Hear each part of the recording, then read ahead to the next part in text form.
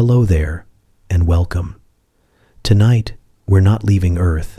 We're turning inward into the astonishing, often overlooked world of human healing, not with potions, not with miracles, but with biology so elegant and mysterious that even now, it defies explanation. From cells that rebuild bone as if carving marble, to skin that closes its wounds with silent precision, your body is a symphony of repair. There are parts of you regenerating as you listen, memories reshaping, nerves rewiring, and somewhere inside, a deep intelligence is at work, one that has been evolving for millions of years, keeping you whole. And while you're settling in, before your eyes grow too heavy, I'd love it if you gently tapped subscribe or pressed the little hype button YouTube recently added. It's a small click, but it helps keep these experiments and explorations orbiting out into the algorithm. You can also leave a comment telling me where you're listening from and what time it is in your corner of the night. It's oddly fascinating to see where people are drifting off with us, scattered across the world like stars across the galaxy. Now take a deep breath, let your day drift away, and let's travel together into the quiet corners of the universe. Right now, as you lie still, your body is anything but quiet. Beneath the calm of your breath and the slow rhythm of your heart, something ancient is unfolding. You are healing, not because you're trying to, not because you're focused on it, but simply because you are alive. Your skin is mending microscopic tears you never knew were there. Your lungs are sweeping themselves clean with tiny hair-like structures moving in unison like a field of grass in the wind. Your immune system is quietly patrolling, scanning for trouble, remembering past invaders, and refining its defenses with each passing hour. Even in sleep, you are not static. Your body is a place of constant renovation, a cathedral under eternal construction, but one that never closes its doors. Millions of cells are dividing right now, replacing what was lost, patching up what was worn. Red blood cells ferry oxygen through your veins, delivering fuel to muscles and organs as silently as shadows. Platelets flow in the bloodstream, ready to form clots in case of injury. An invisible emergency team always on call. You are surrounded by quiet guardians, born from your own marrow, trained by your history, and loyal beyond measure. The human body does not need your permission to heal. It does not wait for the perfect moment or the right mindset. It simply proceeds. When you scraped your knee as a child, it did not ask whether you believed in recovery. When you caught a fever, it summoned heat to fight for you. When you cried, it flooded your body with chemicals designed to soothe pain and reorient your balance. Healing is not a miracle. It is your default state. Your bones mend, your skin closes, your brain rewires. All of this happens while you sleep, while you eat, while you think about other things entirely. Your liver, for example, is the only internal organ in the body that can regenerate itself completely. Even if a portion is lost or damaged, it begins regrowing within days, restoring both function and form. It does this not because you willed it, but because its blueprint contains instructions older than civilization. This silent renewal has been with us since before we had language to describe it. Long before we understood molecules or organs, or the word healing, our ancestors survived on this instinctive capacity to rebuild. Your body is a story that has been edited and improved by millions of years of trial and adaptation. Every cell carries the echo of that legacy. The moment you fell asleep tonight, a shift began. Your brain entered a different rhythm, one designed for repair rather than reaction. Memories sorted themselves into place, emotions filtered through circuits of understanding. Your muscles relaxed, but deep inside, muscle fibers were being stitched back together from the wear of the day. Hormones shifted gears, growth hormone, in particular, surging to assist in cellular repair and regeneration. Sleep isn't just rest. It is an entire laboratory of healing, a nightly ritual that your body performs with the precision of 1,000 generations behind it. In your bones, specialized cells called osteoblasts are laying down new material, strengthening areas that have been stressed or weakened. In your bloodstream, old or damaged white blood cells are quietly retired and replaced with new recruits, primed for action.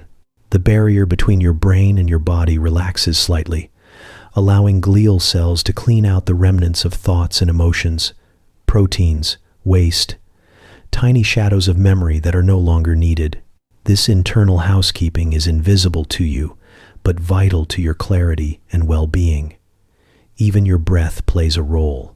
With each inhale, oxygen flows deeper into your tissues, helping fuel this massive project of maintenance. And with each exhale, carbon dioxide is carried away, one more byproduct of metabolism cleared from the scene. This exchange happens automatically, a rhythm written into your nervous system, orchestrated without conscious effort. In fact, the more you relax, the better it functions. Healing thrives in calm, in safety, in stillness. The quieter the world becomes around you, the more your inner world begins to move. If you've ever recovered from something, a sprained ankle, a broken heart, a sleepless week, that you've felt this process, even if you didn't name it, the dull ache that fades, the scar that forms, the return of strength where there was only fatigue. It is easy to overlook, easy to take for granted, but inside that simplicity is one of the great wonders of being alive, the power to mend, to rebuild, to continue. You were never designed to stay broken. You were built to change. There are times, of course, when the healing is not perfect, when pain lingers or scars remain. But even then, your body is doing its best to keep moving forward. Even then, tissues knit, bones fuse, nerves rewire. Some injuries leave marks, yes, but those marks often mean that the healing worked. The wound closed, the threat passed, and you remained. Right now, your heart beats about once every second, but in that moment, it also coordinates dozens of chemical signals and pressure shifts to ensure blood reaches every corner of your body. Healing is not separate from that, it is a part of it. Every beat nourishes a process of recovery happening beneath the surface. You may feel still, but you are in motion. Inside, a network of coordinated, compassionate biology is at work, folding proteins, duplicating DNA, building walls and bridges at a cellular level. It is the quietest construction site in the universe, and it belongs to you. Even your thoughts influence this landscape. When you feel safe, when you allow your body to rest, healing accelerates. Your nervous system switches from defense to repair. Your muscles loosen. Your heart slows. Your immune cells become more efficient. Kindness toward yourself is not just psychological, it's biological. And this moment right now, lying here, listening in stillness, is an act of healing too. You don't need to do anything special. You don't need to fix anything consciously. The work is already underway. Let your body handle it. Trust the intelligence written into your cells. You have healed before, and you will again. Some of that healing is physical. Some of it is emotional. Some of it, perhaps, is deeper still, resting in the quiet knowledge that you are not static, that you are not stuck, that everything, even now, is slowly mending. So breathe. Let the air fill your chest and spill out like a tide. Let gravity soften your limbs. Let the systems within you take over. This is the part of the story you don't have to write. You only have to rest. Everything else, your cells, your breath, your healing will unfold exactly as it always has. Your skin, the largest organ you have, is not just a covering. It's a living, sensing, healing barrier. It breathes without lungs. It defends without weapons. It repairs without pause. And it does all of this while you move through your day, mostly unaware of the miracles unfolding just beneath its surface. This flexible shield wraps around you like a boundary between worlds, keeping the chaos of the outside world at bay, while quietly managing the complexity of your inner one. Every inch of it, every pore and cell, is part of a vast, intelligent system designed to protect you and to heal you. A paper cut seems trivial. It stings, you forget it, and a few days later, it's gone. But what really happened in those days is a symphony of biological response. The moment your skin is breached, sensors in the damaged tissue trigger a cascade. Blood rushes to the site. Platelets flood in, clumping together to form a clot, a temporary seal. Beneath that clot, an army assembles. White blood cells arrive first, scrubbing the area clean of bacteria and debris. Then come the fibroblasts, tiny builders that weave collagen like scaffolding, laying the framework for new skin. The clot hardens into a scab, and under its dome, the construction continues unseen. Skin doesn't just grow back, it organizes. The cells know where to go.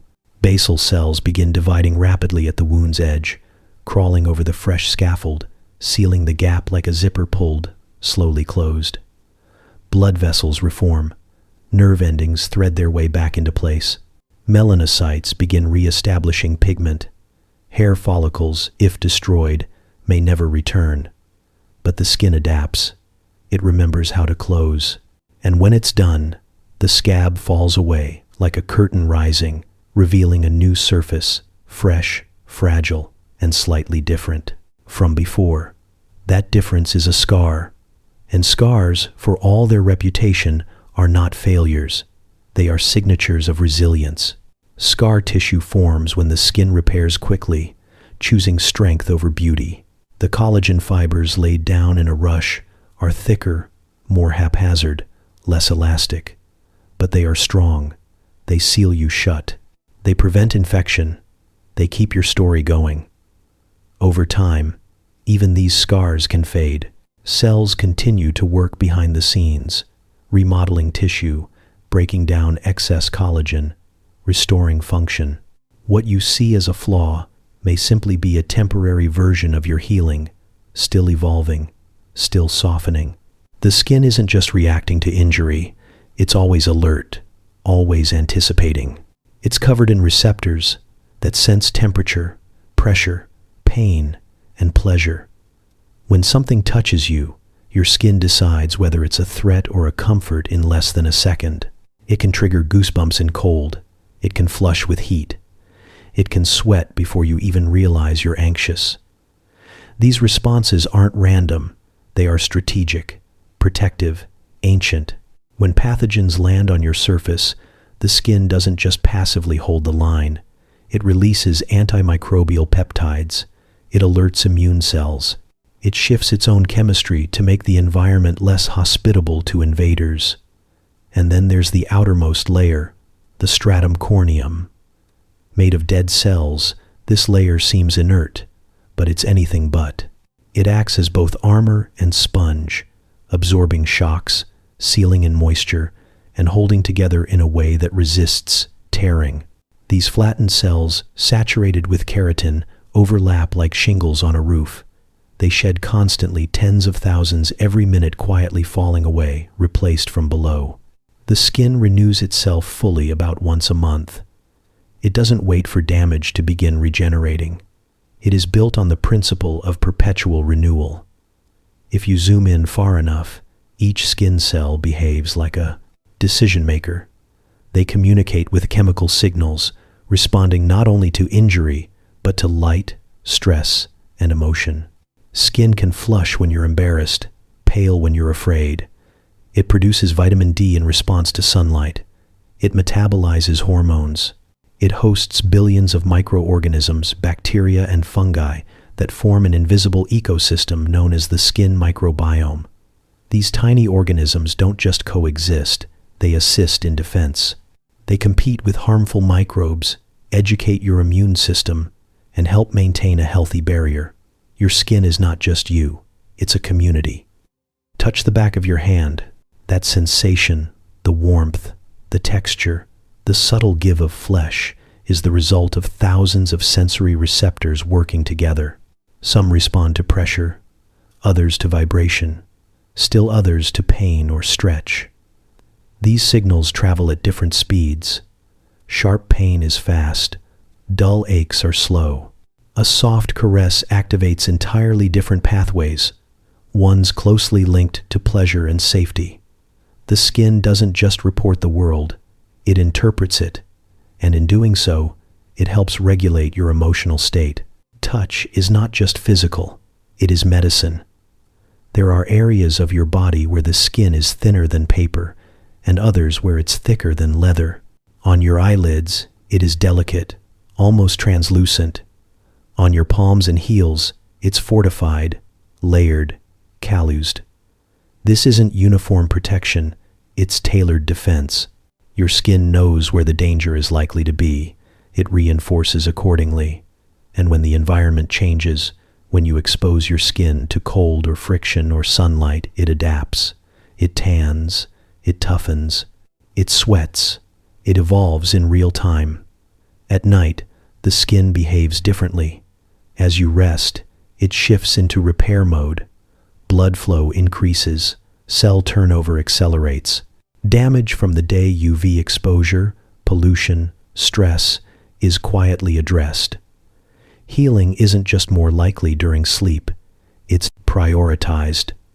The barrier rebuilds, hydration levels rebalance, inflammatory responses settle down. Skin, like the brain, has a circadian rhythm. It knows when you're safe, and it uses that time to restore. There is poetry in this process, an intelligence in flesh that rarely announces itself. But every time you've scraped your knee, burned your finger, or blistered your heel, your skin has responded with quiet urgency. It never asked for applause, it simply did the work. And every mark left behind, faded scar, soft line, patch of roughness, is not a defect. It's a signature. A reminder that your body is always listening, always adapting, always finding its way back to wholeness. Even now, even here, beneath your skin, beneath the muscles and vessels, and all the soft machinery of the body, lies a scaffolding of remarkable intelligence. Your bones, often thought of as lifeless supports, are anything but inert. They are alive, dense with cells, rich with blood, responsive to pressure, and capable of healing themselves in ways that no engineered material can yet replicate. You carry within you a structure that is constantly sensing, adjusting, and renewing. A frame that does not merely hold you up. It learns from the damage and builds back stronger. A broken bone feels like failure. A crack, a split, a collapse of something meant to be solid. But to your body, it is a signal, an alert to activate an ancient and efficient system of reconstruction. The moment a fracture occurs, blood rushes to the site, not just to nourish, but to mark the area with a clot, a biological flag declaring that repair must begin. This clot forms the foundation of what's called a soft callus, a mesh of fibrous tissue and cartilage that bridges the gap like scaffolding on a damaged bridge. It's not strong yet, but it's a start. Within days, bone cells arrive like craftsmen. Some dissolve and clean up the jagged edges. Others begin laying down the blueprint of new bone. These cells, osteoblasts, work with careful urgency. They produce collagen, which acts like rebar in concrete, giving the bone both strength and flexibility. Over time, minerals are deposited, primarily calcium and phosphate, crystallizing around the collagen and hardening into the smooth, resilient tissue we recognize as bone. Bit by bit, the callus is replaced with something permanent, something precise, not a scar, but a continuation. What's remarkable is that this process doesn't just patch, it adapts. If the injury came from impact or pressure, the bone may grow denser in that region, anticipating future force. In some cases, the new bone is stronger than what was there before. This is not just repair, it's reinforcement. And it happens not through thought or intention, but through cellular memory and chemical feedback. Millions of microscopic conversations unfolding in perfect sequence. Even when bones are not broken, they are remodeling. At every moment of your life, cells called osteoclasts are dissolving old bone tissue, while osteoblasts lay down new layers. Your skeleton is not fixed. It is dynamic. It shifts in response to use. Astronauts in microgravity lose bone mass. Runners build more of it. The weight you carry, the movements you make, the posture you hold, all of it shapes your internal architecture. You are sculpting yourself, slowly and invisibly, every day. Bone is one of the few tissues in the human body that can return to full strength after injury. Muscle heals with scar, skin with marks. But bone, given time and alignment, can erase its trauma. The new tissue is indistinguishable from the original. No seams, no patches, just continuity. This is why a healed fracture often doesn't re-break in the same place. It remembers the wound, and it exceeds it. Your bones are more than calcium. They are organs filled with marrow, deep red and golden tissue that produces blood cells, red blood cells, white blood cells, platelets, all born in the hollow centers of your skeleton. Even while your bones bear weight and absorb shock, they are also factories of renewal. Every second, millions of cells are created in your marrow, released into circulation, and sent out to maintain life. The same structure that holds you upright also creates the material that keeps you alive. Inside each bone, nerves weave through tunnels, delivering signals and sensations. You can feel pain in bone. You can feel healing too, though it comes as an ache, a deep pulse, a pulling from within. That sensation is often a sign that the callus is forming, that cells are active, that the reconstruction is underway. It is your body not breaking, but building. There is also rhythm in this process. Bone growth follows cycles. It increases during puberty, slows in adulthood, and changes again with age. But it never fully stops. Even in your later years, bone cells remain vigilant, responding to stress, to strain, to tiny microfractures that come from daily wear. Your body fills these in before you even feel them. It preemptively repairs, it plans for the future, and it does so in silence. When children break bones, they often heal faster than adults, not because the injury is lighter, but because their bones are growing, pliable, rich in blood supply and stem cells. Their healing is faster because their bodies are still learning their final shape. But adults heal too, slower perhaps, less visibly, but with the same devotion to restoration, the same molecular choreography rehearsed since long before you were born. Not all bone injuries are dramatic. Some are stress fractures, thin, almost invisible cracks caused by overuse or repetition. Even these trigger the same process. The body notices, the marrow responds, cells gather, healing begins. There is no hierarchy to injury in the world of bone. Each break is treated with the same intelligence, the same commitment to mending what was lost. Even teeth, technically bone-like, though not quite the same, carry this memory of permanence. Enamel doesn't regenerate, but the jawbone holding your teeth does. It adapts to pressure, reshapes with time, adjusts to missing or added teeth. Orthodontics work not by forcing the teeth, but by coaxing the bone to accept a new alignment. Bone listens, bone yields. Bone evolves. In ancient times, people believed bones held the essence of a person. Even when flesh decayed, bones remained, durable, silent, patient. And perhaps that's not just poetic. Bones do hold stories, not just of injury, but of adaptation. Growth rings in long bones can reveal the nutrition of childhood. Microfractures can tell of physical labor. Even after death, bones whisper the history of the life they carried. Right now, inside you, this process continues. Maybe not from injury, but from use, from motion, from the quiet, daily pressure of gravity pulling gently downward. Your bones are responding, rebalancing minerals, reinforcing walls, dissolving what's no longer needed, rebuilding what is. They are never still, never silent, always preparing, always restoring. The next time you stand or walk or feel the deep weight of your own body settle into sleep, remember, there is more strength in you than you know, and more repair than you can feel. You are made of matter that mends. You are living architecture. You are healing, even in your sleep, especially in your sleep.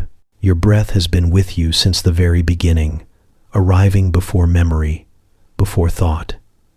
It is the first thing you did when you entered the world, and it will be the last thing you do when you leave it.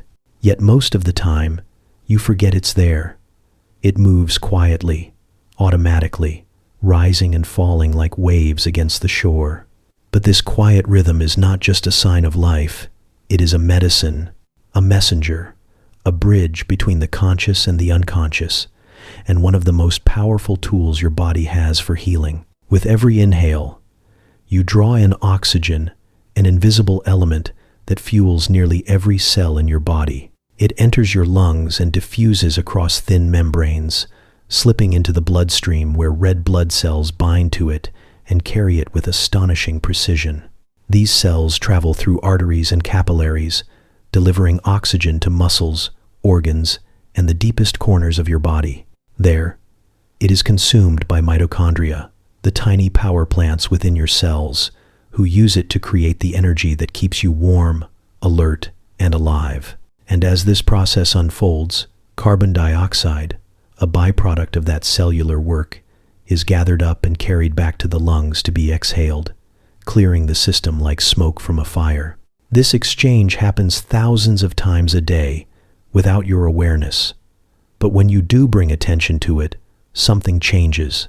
A simple breath, when made intentional, becomes a lever you can pull on your own physiology. Deep, slow breathing tells your nervous system that you are safe. It shifts you out of fight or flight mode and into rest and repair. The heart rate slows, muscles loosen, blood pressure drops, stress hormones retreat. In this calm state, your body prioritizes healing. Inflammation begins to reduce, digestion improves, immune cells function more efficiently. The very chemistry of your blood shifts toward balance. Ancient cultures knew this intuitively. Practices like pranayama in India, qigong in China, or breath-focused meditation in countless traditions have long taught that breath is more than air. It is life force. These techniques, once viewed as spiritual or symbolic, are now being studied with rigorous science. Researchers have found that certain breathing patterns can influence everything from immune response to pain tolerance to emotional resilience. One study showed that deep diaphragmatic breathing increased levels of immunoglobulin A, an antibody that plays a critical role in protecting the body from pathogens. Another revealed that slow, rhythmic breathing could reduce anxiety with effects similar to medication, but without side effects. When you breathe deeply, you activate the diaphragm, a dome-shaped muscle beneath the lungs that gently presses on the abdominal organs and encourages full lung expansion. This movement massages the internal organs, stimulates the vagus nerve, and enhances lymphatic flow, helping your body eliminate waste more efficiently. Shallow breathing, on the other hand, often associated with stress or modern postures, keeps oxygen exchange minimal and leaves you in a low-grade state of alertness. The difference between these two states, deep and shallow, intentional and automatic, can shape how well your body heals from everything from fatigue to trauma. There is even evidence that breath can influence gene expression. In one experiment, participants who engaged in daily breath-based meditation showed changes in the activity of genes related to inflammation and immune function. It's not that breathing rewrites your DNA, but rather that it signals the body to access different parts of its own instruction manual. Like flipping switches in a vast control room, your breath can illuminate pathways of recovery that lie dormant until invited. And then, there is the role breath plays in emotion. When you're afraid, Your breath becomes short and fast. When you're sad, it may become shallow or caught. But when you're safe, at peace, the breath slows on its own. This relationship is not one way. You can reverse engineer it. Slow your breath, and you can soften fear. Extend your exhale, and sadness has room to move. The breath becomes not just a reaction to emotion, but a guide through it. Tonight, as you lie still, your breath is doing all of this work without fanfare. It is clearing your blood of carbon dioxide. It is delivering fuel to your cells. It is balancing your nervous system, and it is listening to you, ready to deepen. If you ask, to steady if you need. It is a gentle collaborator, never forcing, never demanding, always available. You don't need equipment or expertise.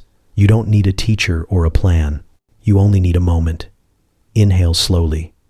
Let your ribs widen. Hold for a beat.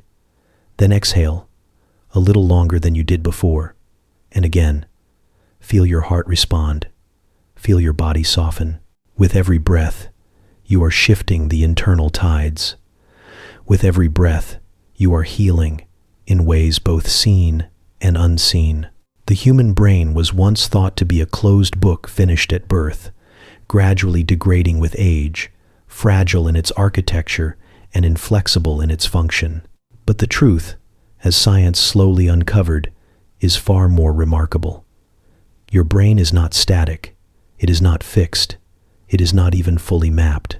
It is a dynamic, living landscape capable of regeneration, adaptation, and profound healing.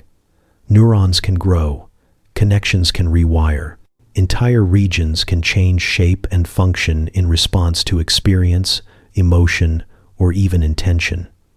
The brain, it turns out, can regrow itself. Even now, as you rest, this process is underway. Tiny sparks leap across synapses, gaps between neurons, carrying memories, impressions, sensations. Each time you learn something new, your brain changes. When you recall a moment from your past, it changes again. Neural pathways shift slightly with every repetition, strengthening the ones you use most and pruning those that lie dormant. This is neuroplasticity, the brain's ability to remodel itself in response to what you do, what you feel, and what you believe. It's not just for children. It never stops. Whether you're 8 or 80, your brain is still learning, still adjusting, still building itself into something new. The brain is made up of nearly 90 billion neurons, each branching out like a tree, forming trillions of connections. These networks are not laid down once and left untouched. They are shaped by your habits, by your relationships, by your environment. If you practice music, the area involved in fine motor control expands. If you meditate, regions tied to emotional regulation thicken. If you experience trauma, certain fear circuits may become more active, but healing can reverse that too. With repetition, attention, and care, your brain can unlearn patterns of fear and learn calm. It can reroute sadness. It can recover clarity. Some of the most surprising discoveries came when scientists found that even in adulthood, the brain can create entirely new neurons, a process called neurogenesis. This happens most notably in the hippocampus, a region critical for memory and learning. There, new brain cells are born from stem-like progenitor cells, woven into existing networks and recruited into use. Physical activity, deep sleep, certain nutrients, and even focused mental effort can enhance this process. Stress, on the other hand, can suppress it, but the switch is not broken, it is responsive. You can tilt it back toward growth. You can encourage your own mind to regenerate. Memory, long thought to be stored like books on a shelf, is more fluid than that.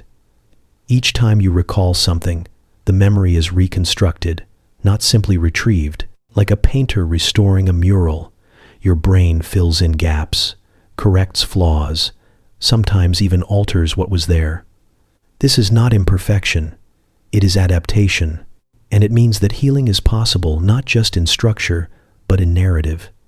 You can reframe your past. You can soften the emotional charge of painful memories by revisiting them in safety. You can build new associations. Memory, too, is a process of growth. Even habits, once deeply rooted, are not permanent fixtures. The more you practice a new way of thinking or behaving, the more your brain shifts to accommodate it. This is how therapy works. This is how learning a new language or skill reshapes your mind. Old pathways fade. New ones bloom. The brain rewards repetition. It carves grooves where attention flows. Every thought you have leaves a trace, however small. Over time, those traces become trails, and then highways. You are not just shaped by your brain, you are helping shape it day by day. In injury, this ability becomes even more profound. There are cases where individuals lost entire parts of their brain to trauma or disease, and yet recovered function through reorganization. The brain assigns tasks to new regions. It recruits other pathways. If one route is blocked, it searches for another. After strokes, after accidents, after surgery, the brain doesn't simply give up. It adapts. And it does so not just in the young. Neuroplasticity is lifelong. It is the brain's promise that change is always possible. Your thoughts are part of this ecosystem, not just passive reflections, but active participants in the process of regeneration. When you think kindly of yourself, when you allow joy, when you rest in gratitude, you are not just changing mood, you are changing matter. Positivity isn't a fantasy. It has physical consequences. Brain scans show that consistent optimism strengthens prefrontal circuits involved in decision-making and emotional balance. Mindfulness thickens gray matter in regions linked to attention and empathy. And focused effort, even just imagining movement or healing, can stimulate real changes in the brain's architecture. Sleep plays a vital role too. During rest, your brain is not idle. It is replaying, sorting, integrating. It consolidates learning, strengthens neural pathways, and clears away metabolic waste. The glymphatic system, a kind of rinse cycle for your brain, is most active during deep sleep, flushing out proteins and byproducts that accumulate during waking hours. Poor sleep doesn't just leave you tired, it hinders regeneration. But good sleep, night after night, is a kind of medicine. It gives your brain the time and space it needs to grow. There's beauty in how quiet this bad process is. No grand sensation, no obvious cue, just slow, steady repair. You won't feel new neurons being born.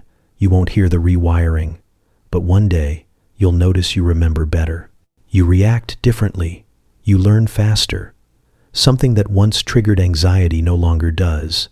Something that once seemed impossible becomes effortless. That is healing. Not always dramatic, but unmistakable. And it's happening now.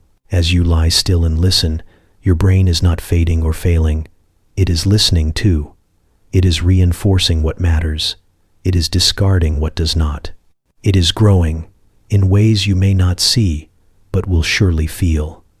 You are not stuck. You are not broken. You are not too late.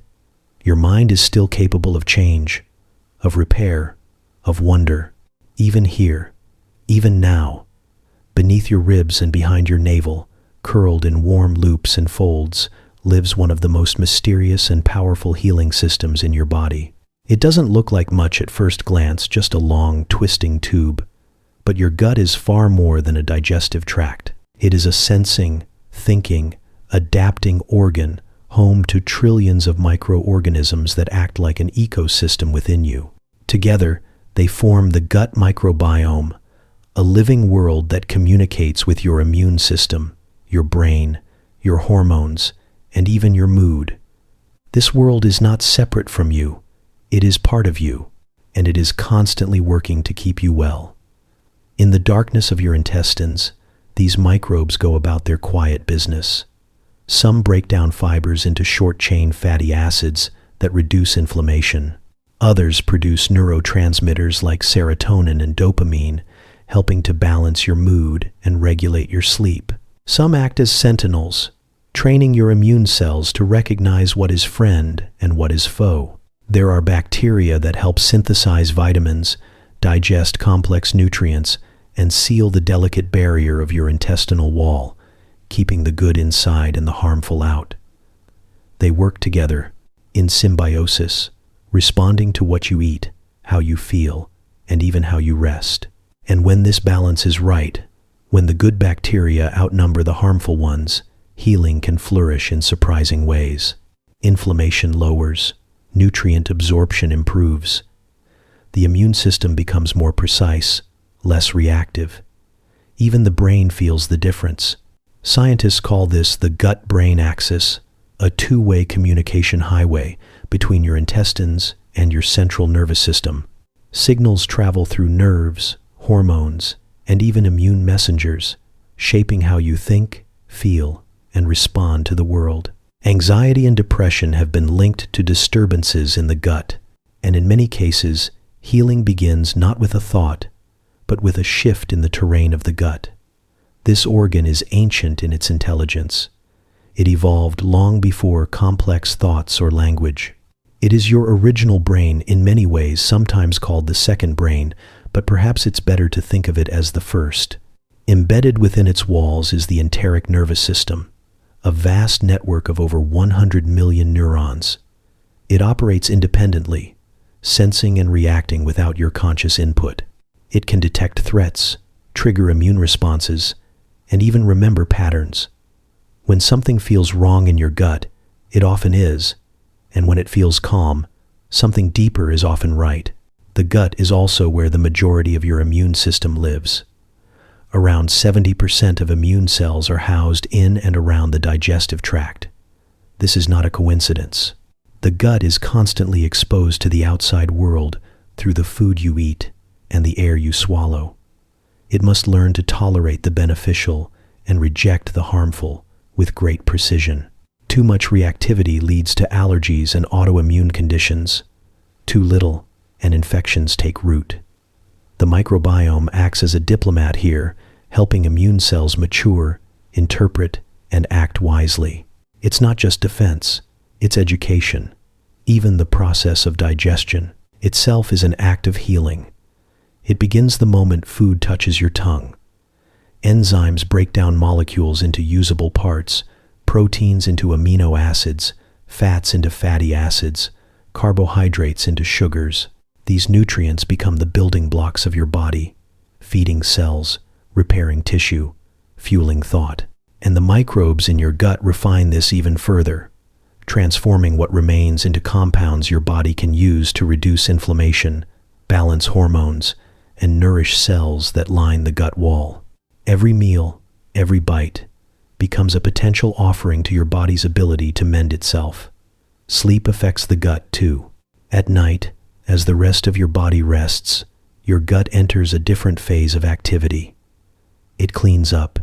It restores its lining.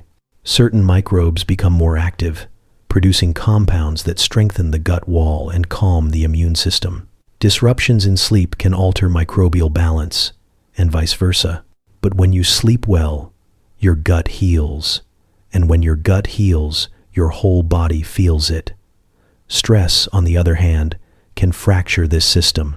Chronic stress changes the composition of the microbiome, increases gut permeability, and signals the immune system to remain on high alert. This low-grade inflammation becomes the background hum of fatigue, mood imbalance, and physical discomfort. But relief is possible. With breath, with food, with rest, and even with simple kindness toward your body, the gut begins to rebalance. It listens quickly. It responds swiftly. You don't have to do everything perfectly. You just have to make space for peace. Even your emotions flow through this system. That nervous flutter before a hard conversation, the hollow ache of grief, the warmth of contentment after laughter. All of these are felt in the gut before the brain gives them a name. Your belly listens to the world, and it holds your experiences like stories, not just in memory, but in chemistry.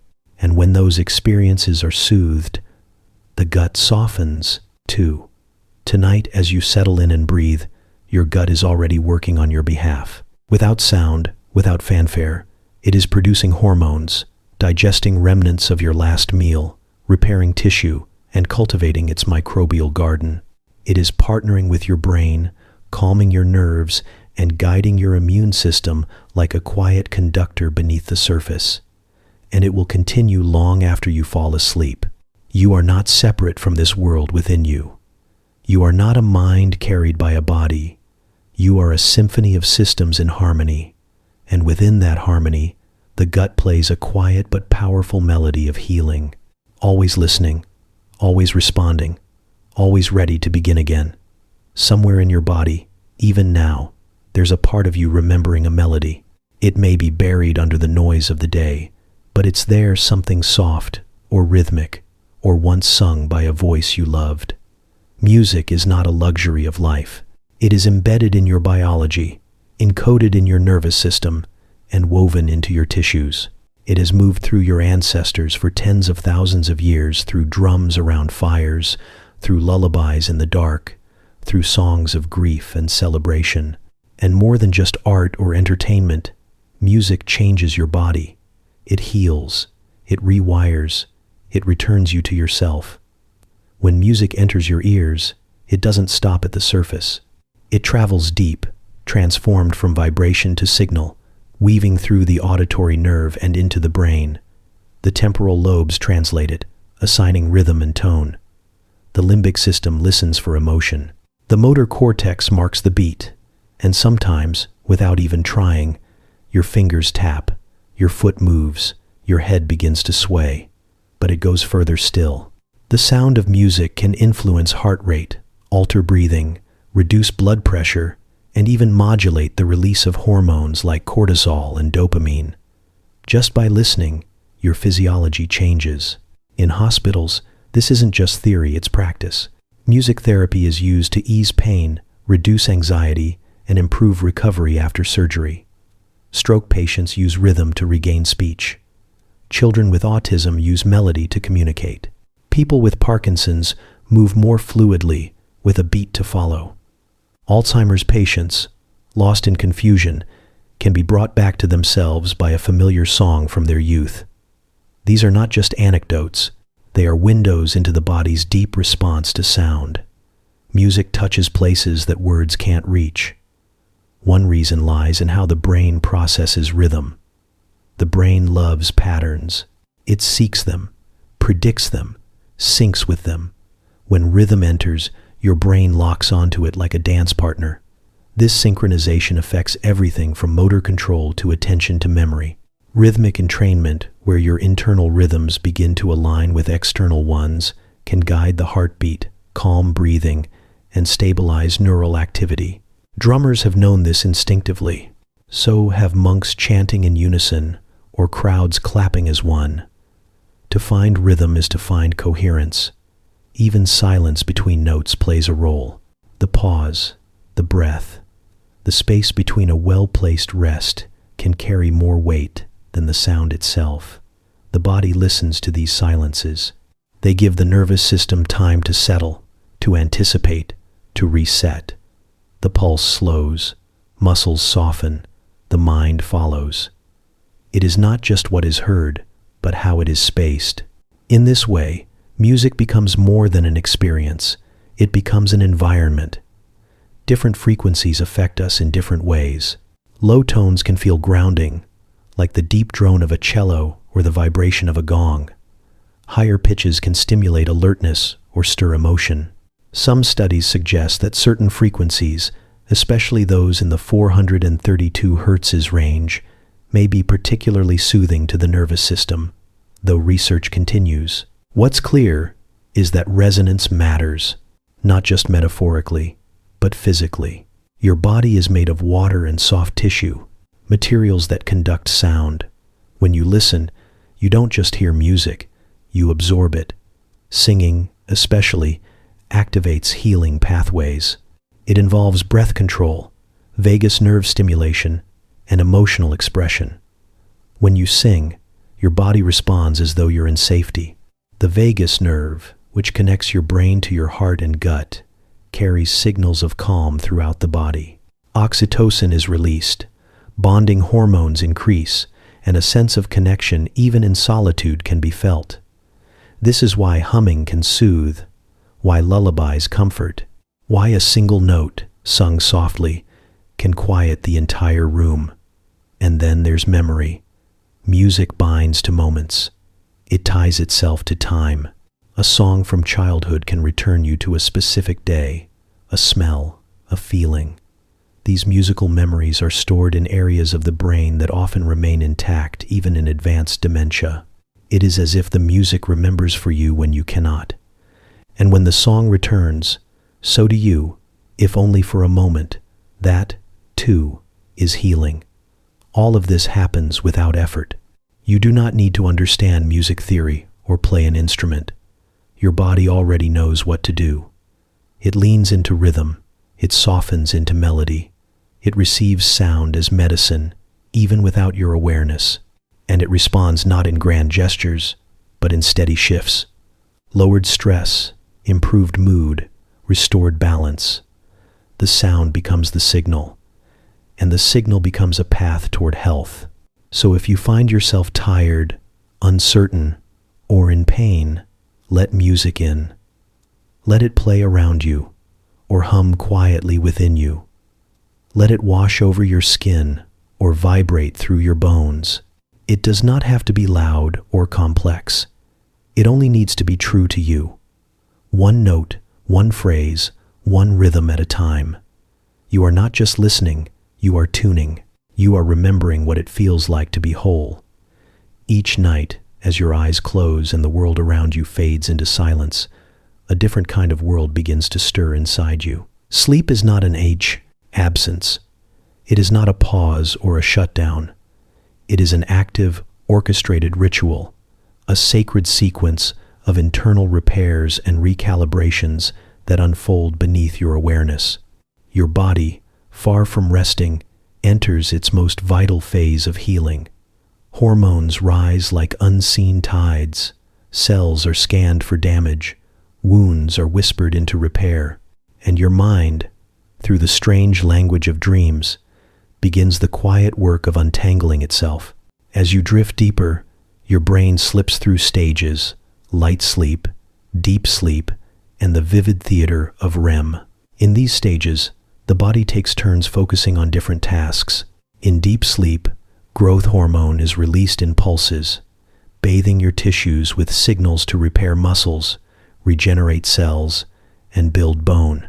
This hormone, strongest in childhood but still present throughout life, is like a gentle architect overseeing reconstruction.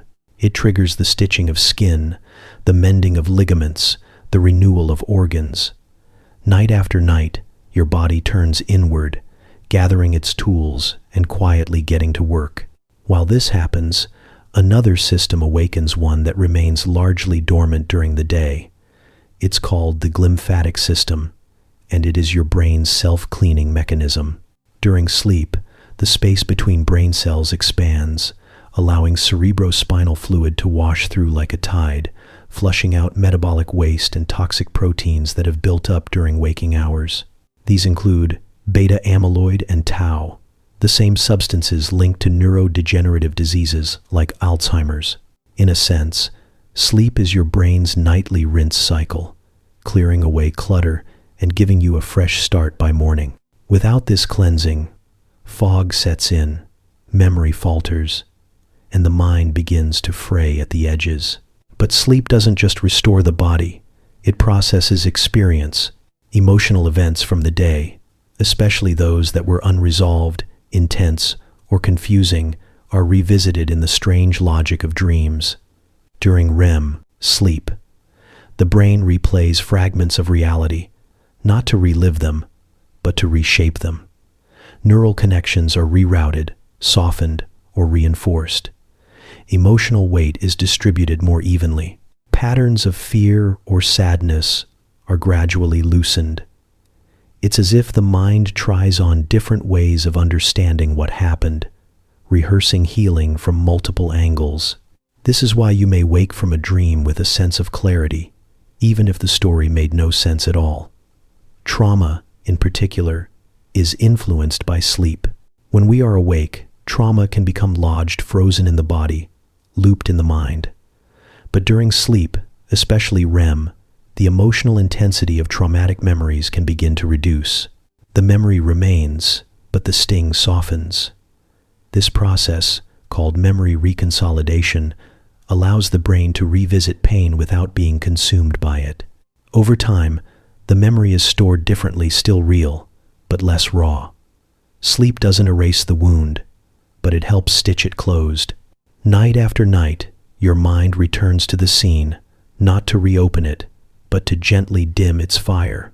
The immune system, too, is guided by sleep. During certain phases, white blood cells patrol more actively. Inflammation decreases. Healing signals become stronger. Studies have shown that even one night of poor sleep can impair immune response, making it harder for your body to fight infection or recover from injury. But with regular, deep sleep, immunity becomes more precise, more adaptable. It's not just about resting. It's about recalibrating every system, fine-tuning the body's defenses so it knows when to rise and when to yield. Dreams remain one of the great mysteries. Some are chaotic, some are symbolic, some feel like memories from lives not lived, but all of them are evidence of a brain sorting itself. The imagery may be strange, but the work is real. Emotions are paired with memories. Scenarios are simulated. Fears are tested in the safety of fiction. It's a rehearsal of life's weight, played out behind closed eyes, and when the dream ends, even if forgotten, the impact remains. Sleep is also when your heart gets a break. Heart rate slows, blood pressure drops. The cardiovascular system enters a state of recovery. And because of this, the risk of inflammation in arteries lowers, giving your heart and vessels time to restore their flexibility. For those with high stress, sleep becomes an ally, not just of the mind, but of the very rhythm of life itself. Tonight, even as you lie still, your body is not inactive. It is sweeping, restoring, rebuilding. Your cells are turning over. Your memories are being edited. Your breath deepens, guiding your nervous system into calm. Hormones are being timed like music, rising and falling in just the right sequence. What you are experiencing is not just rest, it is ritual. It is recovery. It is healing in its most elegant form. You may not remember these moments. You may not feel them happening, but they matter. They accumulate. They become the foundation beneath your energy, your clarity, your resilience. Sleep is not a detour from life. It is the place where life is repaired, where the invisible work is done. So as the night stretches on, know that you are not simply unconscious. You are being restored. You are being softened, recalibrated, prepared. Every breath, every heartbeat, every hour beneath the covers, each one is a step deeper into the chamber of repair. Let yourself fall. The body knows the way. The night knows what to do. Your body keeps secrets your mind hasn't yet translated, and sometimes it releases them in the most surprising ways, through tears, through laughter, through the tremble in your chest that you try to steady but don't always succeed. Emotion is not something you think through, it's something you live through, and your body is built to carry the weight of it, to process it, and when ready, to let it go. What looks like a moment of weakness, wet eyes in the room, dark, sudden laughter in the quiet is often something else entirely. It's biology, it's medicine, it's the body healing itself in real time. Tears are not just salt and water. They are rich with chemistry. Emotional tears, unlike those that simply protect or hydrate the eye, contain stress hormones, natural painkillers, and signaling molecules. When you cry from grief, frustration, or even joy, those tears are carrying information out of the body. Cortisol, the stress hormone, can be reduced through crying. Endorphins, the body's own opioids, may rise after tears fall. There's something astonishing about that, your body literally packaging emotion into droplets and releasing them through the skin. It's as if the body knows it's too much to carry alone, so it finds a way to share the burden with gravity. Crying also activates the parasympathetic nervous system, the part of you wired for rest, for digesting, for slowing down. This is why you often feel tired after a good cry. It's not just emotional exhaustion, it's neurological regulation. The body has shifted gears, downshifting from alertness into recovery. Tears don't just express emotion, they help resolve it. They close loops, they soften the intensity. They bring you back to a quieter place, even if just for a while. But emotion isn't always heavy. Laughter, too, has its own chemistry. A spontaneous laugh floods your system with endorphins, increasing pain tolerance, reducing inflammation, and lowering blood pressure. It relaxes your muscles, improves circulation, and activates parts of the brain that light up in pleasure and connection. In fact, shared laughter is one of the most powerful bonding tools we have. It tells the nervous system that safety is present, that even if just for a moment, the threat has passed. When we laugh, something deeper is happening than just amusement. The diaphragm contracts, breath deepens, oxygen levels rise, the body opens, muscles that were tight begin to release. It is the physical opposite of fear, and your nervous system notices. People in pain have shown higher pain thresholds after laughter. People under stress recover faster when they can find something, even something small, to smile about. The healing isn't only metaphorical, it's chemical, it's structural. And yet we often think of feelings as something separate from health, as if emotions live only in the mind, floating above the biology of it all. But they don't. Emotions shape your hormones, your immune response, your digestion, your sleep. They influence blood flow, cellular repair, even the expression of your genes. Grief can cause chest pain. Joy can restore blood pressure. Shame can trigger nausea. Calm can enhance wound healing. These aren't metaphors. They're measurable. You are not a mind riding around in a body. You are one integrated, intelligent system, every part influencing the whole. When you cry, your heart is involved. When you laugh, your gut joins in. When you feel anything deeply, it ripples outward through bone, through breath, through skin. Even memories are emotional. The hippocampus and the amygdala work together to tag experiences with feeling. That's why the smell of something familiar can bring you to tears, or why a song can make you laugh at a time you didn't think laughter was possible. Emotion is also how the body completes unfinished business. Trauma, especially, lives in unexpressed feeling.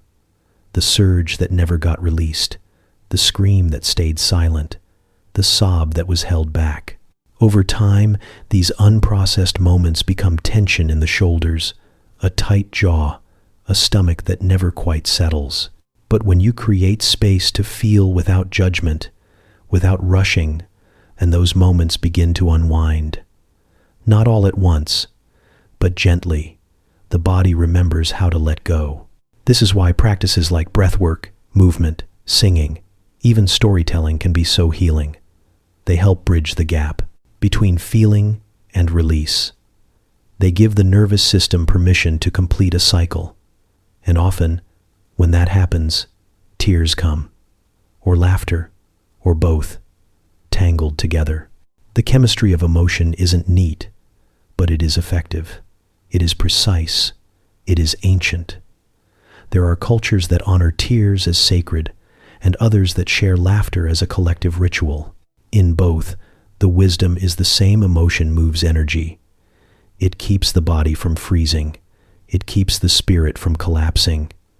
It reminds us that feeling is not weakness, but intelligence, a guide, a signal, a release valve. And the truth is, your body knows when you're ready. Sometimes the tears don't come right away. Sometimes laughter feels impossible, but the systems are still there, waiting patiently for the invitation. You don't have to force it. You just have to allow it. Tonight, Perhaps there is something inside you unwinding, a quiet ache softening, a thought you didn't realize you were still holding on to, finally beginning to dissolve. You may feel a heaviness in your chest or a warmth behind your eyes, or maybe just a quiet hum of recognition that somewhere deep within your body is exhaling. And in that space between one breath and the next, you are healing, not through effort, but through permission, through feeling, through the quiet, sacred chemistry of being fully, entirely human. Right now, in every corner of your body, a quiet cleanup is underway. It happens without your permission, without your awareness, and without pause. Millions of cells are making decisions, some to stay and repair, others to dissolve and disappear. This is not chaos. It's choreography. It's a biological ballet of endings and beginnings, where old cells bow out and new ones take their place. Every second, your body sheds the worn and the broken, not to punish itself, but to renew itself. This process is called apoptosis, sometimes known as programmed cell death. It may sound grim, but it is. One of the most essential acts of healing your body performs. Cells that are damaged, mutated, or no longer needed are quietly dismantled from within. They don't rupture or infect. They fold in on themselves, shrink, and send out tidy signals asking to be cleared away. And then other cells, scavenger cells, respond. They come to digest the remains, like forest floor insects breaking down fallen leaves into soil. It's elegant, it's efficient, and it happens billions of times each day. Without apoptosis, your body would become overgrown with dysfunctional tissue. Cancer cells would thrive, faulty cells would accumulate, but with it, the body remains in balance, constantly editing its own form to maintain function. It's how you once had webbed fingers in the womb, and how they disappeared at just the right time. It's how your immune system trains itself, pruning away self-attacking cells before they ever make contact. It is not destruction, it is design. Alongside this, another process hums in the background: autophagy. The word means self-eating, but what it really describes is something closer to recycling. When cells sense stress like a lack of nutrients, oxygen, or energy, they begin to digest their own damaged or unused parts. Old proteins are broken down, defective mitochondria are dismantled, cellular debris is swept up and reused. Nothing is wasted. Even inside your own cells, there is a hierarchy of value, and what can be repaired will be. Autophagy is especially active during fasting, sleep, and certain types of physical stress. It's the body's way of conserving energy while upgrading its own parts. Like a city that tears down old buildings to build newer, stronger ones with the same bricks. When this process is strong, inflammation decreases, aging slows, and resilience grows. Your cells become more efficient, less cluttered, and better equipped to face stress the next day. This is not something you have to force. You are already wired for it. When you sleep well, when you move your body, when you allow space between meals, autophagy activates like a maintenance crew arriving after hours. There are no alarms, no flashing lights, just quiet repair. Even your brain uses this system. In conditions of rest, glial cells begin to clear away misfolded proteins and metabolic waste that accumulates during thought. The mind, after a long day of processing and problem solving, must also tidy itself. Without this, memory falters, focus fades, and emotional patterns become tangled. But with regular autophagy, the mind sharpens, it organizes, it breathes. Some researchers call autophagy a kind of cellular housekeeping, but it is more than that. It is your body's commitment to longevity, to clarity, to second chances. Cells that were once burdened with waste become lighter, more functional, more alive. And through this, the body begins to change not in appearance alone, but in capacity, to heal faster, to think clearer, to feel steadier. There are times when these systems are disrupted by chronic stress, lack of sleep, constant feeding, or environmental toxins. The body slows its cleanup, inflammation rises, cellular waste lingers, and in those moments, fatigue sets in, not just in your muscles, but in your cells themselves. But this isn't permanent. These systems can be reawakened. They remember how to begin again. You are not static. You are a living system that is constantly cleaning, sorting, and rebuilding. What breaks is not always lost. What is lost is sometimes made new. Your body is not punishing itself when it dismantles a cell. It is making space for clarity, for growth, for the next version of you that has already begun to emerge beneath the surface. So even as you rest tonight, there are enzymes at work inside you, folding proteins into new shapes, digesting what is no longer useful, and preparing cells for their next task. Somewhere in your liver, an old cell is being thanked for its service and gently taken apart. Somewhere in your skin, a scavenger cell is sweeping up debris from a microscopic battle already won. Somewhere in your gut, a quiet decision is being made to keep what works and recycle what doesn't. This is healing at its most humble level, not dramatic, not visible, but constant, steady, relentless in its devotion to keeping you whole. You are not falling apart. You are falling into place, one cell at a time. Your skin is more than a boundary. It's a bridge. It connects you to the world, to others, to moments of safety and presence you can't always explain. Beneath its surface lives a vast network of nerves, tuned not just to pressure and temperature, but to something more subtle, something deeply human: connection. A single touch can lower heart rate, slow breathing, and release a cascade of healing chemistry. Not all medicine comes in bottles. Some of it comes through hands. When someone hugs you, really hugs you, not out of habit but with intention, your body changes. Inside your brain, the hypothalamus signals the release of oxytocin, a hormone sometimes called the bonding molecule. But it's more than that. Oxytocin eases stress, soothes fear, and brings down levels of cortisol. It makes the world feel a little less sharp around the edges. It lowers blood pressure, enhances digestion, and softens emotional pain. It tells your nervous system, you are not alone. You are safe enough to let go. This reaction begins in the skin, especially in areas rich with C-tactile fibers, specialized nerve endings that respond most deeply to gentle, sustained human touch. These fibers don't just send signals to the part of the brain that senses touch. They travel to emotional regions, places like the insula and the anterior cingulate cortex, where feelings are formed and interpreted.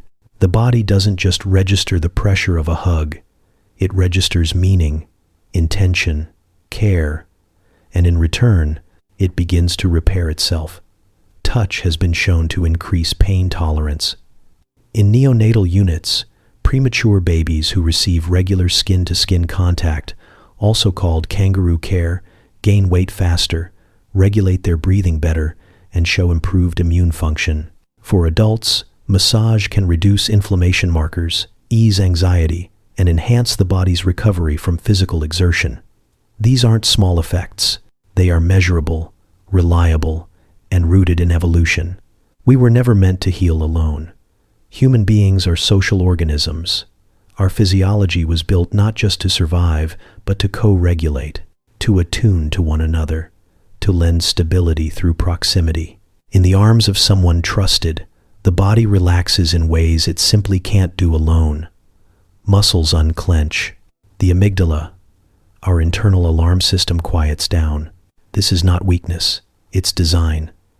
And it means that one of the most powerful tools for healing has always been within reach. Even hand-holding carries a charge. In studies where one partner held the hand of another in distress, brain scans showed synchronized activity, heartbeats aligned, breathing patterns harmonized. And in the person feeling pain, the presence of touch reduced both the intensity and unpleasantness of that pain. Somehow, without words, without logic, Touch communicates what language often can't. I'm here. You're not alone.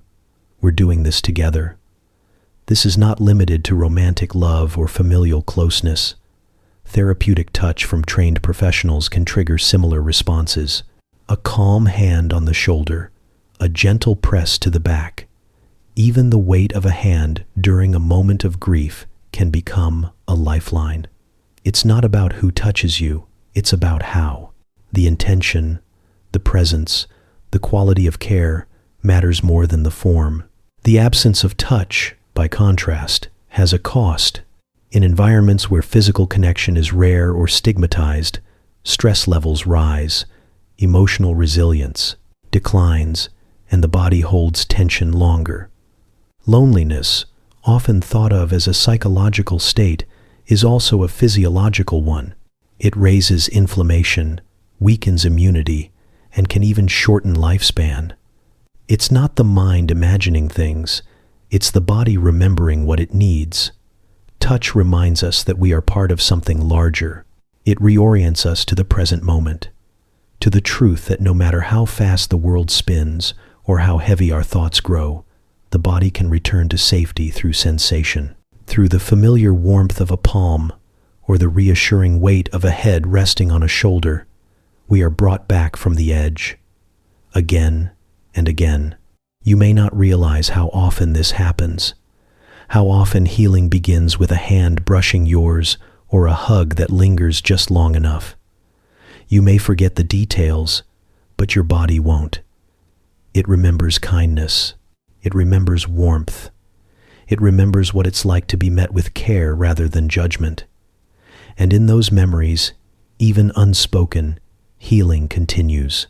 Tonight, perhaps your body is asking for this quiet medicine, a blanket pulled a little tighter, the weight of your own hand resting over your heart, a remembered hug that still lives in the tissue of your chest. Even imagined touch can shift the nervous system, because the body cannot always tell the difference between what is real and what is deeply believed. That's part of its magic. There is something sacred about this, something simple and profound. The body that hurts is also the body that knows how to heal, not in isolation, but through contact, through closeness, through the silent language of skin and nerve and breath. Healing is not always about doing more. Sometimes it's about being held, being touched, being reminded that you matter.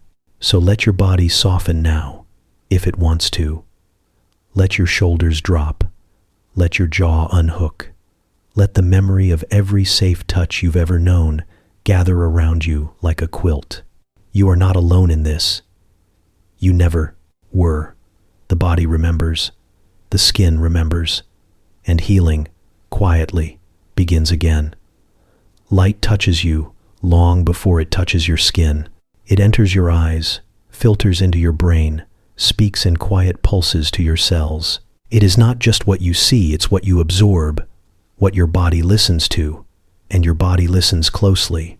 Light tells time. It tunes hormones. It stirs wakefulness or sleep. It nudges healing forward or quietly delays it. You may think of sunlight as something outside you, but your biology is built to respond to every flicker, every hue, every wavelength. At the center of this is a rhythm.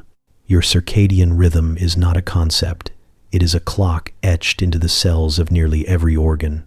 It synchronizes blood pressure, body temperature, appetite, and immune function, and its master timer is light. When morning light enters your eyes, it travels to the suprachiasmatic nucleus, a small cluster of neurons in the brain's hypothalamus that sets the beat for the rest of your systems.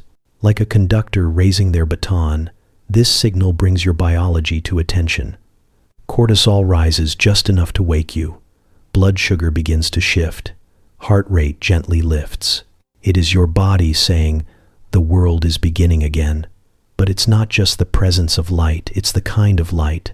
Cool blue wavelengths in the morning boost alertness, focus, and reaction time. Red and amber tones in the evening help the brain wind down. In between, your body is constantly recalibrating, adjusting its chemistry in response to the light around you. Even artificial light carries influence. Prolonged exposure to bright, cool-toned screens at night can delay melatonin release, disrupt sleep cycles, and increase inflammation over time.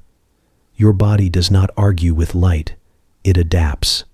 And yet, light doesn't just manage sleep, it heals.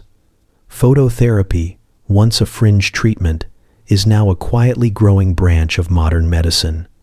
Red light, in particular, has been shown to accelerate wound healing, reduce joint inflammation, and enhance mitochondrial function to the energy engines of your cells. Near-infrared wavelengths penetrate deep into tissue, encouraging repair at a cellular level. These lights don't burn or blister. They speak in frequencies. They whisper to damaged cells, telling them it's safe to repair now. That blood flow can return. That energy can be restored. No chemicals, no incision, just light, calibrated to the language your cells already understand. In neonatal care, blue light is used to treat jaundice, breaking down excess bilirubin in newborns who haven't yet developed full liver function. In dermatology, specific wavelengths target psoriasis, eczema, and acne. In psychiatry, full-spectrum lamps are prescribed for seasonal depression, helping reset serotonin levels and recalibrate circadian rhythms thrown off by long, dark winters. Light is not simply a visual experience, it is an intervention, one that works through skin and eye, through neuron and nucleus. Even color carries weight. Though not all of it is fully mapped by science, there is growing research exploring how different hues affect mood, cognition, and physiological response. Warm reds and oranges may increase circulation and alertness. Cool blues and greens soothe steady and lower heart rate. Yellow, the color of sunlight, can elevate mood. These aren't rules etched in stone, but signals your nervous system notices. Color is light in context. It shapes how your body prepares, reacts, and heals. Nature knew this long before we did. The changing palette of the sky from the soft rose of dawn to the cobalt hush of night is not an accident. Your body was shaped beneath that sky, evolved to rise with the amber and rest with the violet. Even indoor plants lean toward the light. Animals migrate by it. Coral blooms with the phases of the moon. We are not separate from this pattern. We are woven into it. In modern life, we've drifted from the cycle. We spend our days under static bulbs and our nights bathed in digital glare. We rise before sunrise and fall asleep long after darkness should have taken us. And still, our bodies do their best to respond. But the further we drift from the rhythms of light, the harder it becomes to maintain balance. Sleep frays. Immunity weakens. Mood dips. Healing slows. Not because the body is broken, but because it has lost its cues. Reconnection doesn't require perfection. It begins simply. Morning sunlight on your face, even for a few minutes, can set the day's chemistry into motion. Evening dimness, soft and warm, can tell your body that rest is near. A break from screens before sleep can restore melatonin to its rightful place. Light is not just something to shield or chase. It is something to understand, to partner with. Your skin, your eyes, your blood, all of them respond to light in real time. The photons entering your body now are not just bouncing off.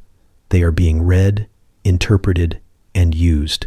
You are a living sensor, and your body, moment by moment, is deciding how to respond. So let light reach you with intention. Let it rise with you and fall with you. Let the warmth of color return to your space, not just for mood, but for biology. Let the body remember what dawn feels like, what dusk sounds like, what healing and rhythm truly means. Because healing doesn't always come with noise. Sometimes it comes with wavelengths, with color, with silence filled with gold. You are more electric in the forest than you are in a room full of wires. Your body soft and pulsing, and old as soil itself, was never meant to be boxed in by corners or lit only by glass. It was meant to move through wind, to hear the low language of trees, to breathe in the green exhale of the earth.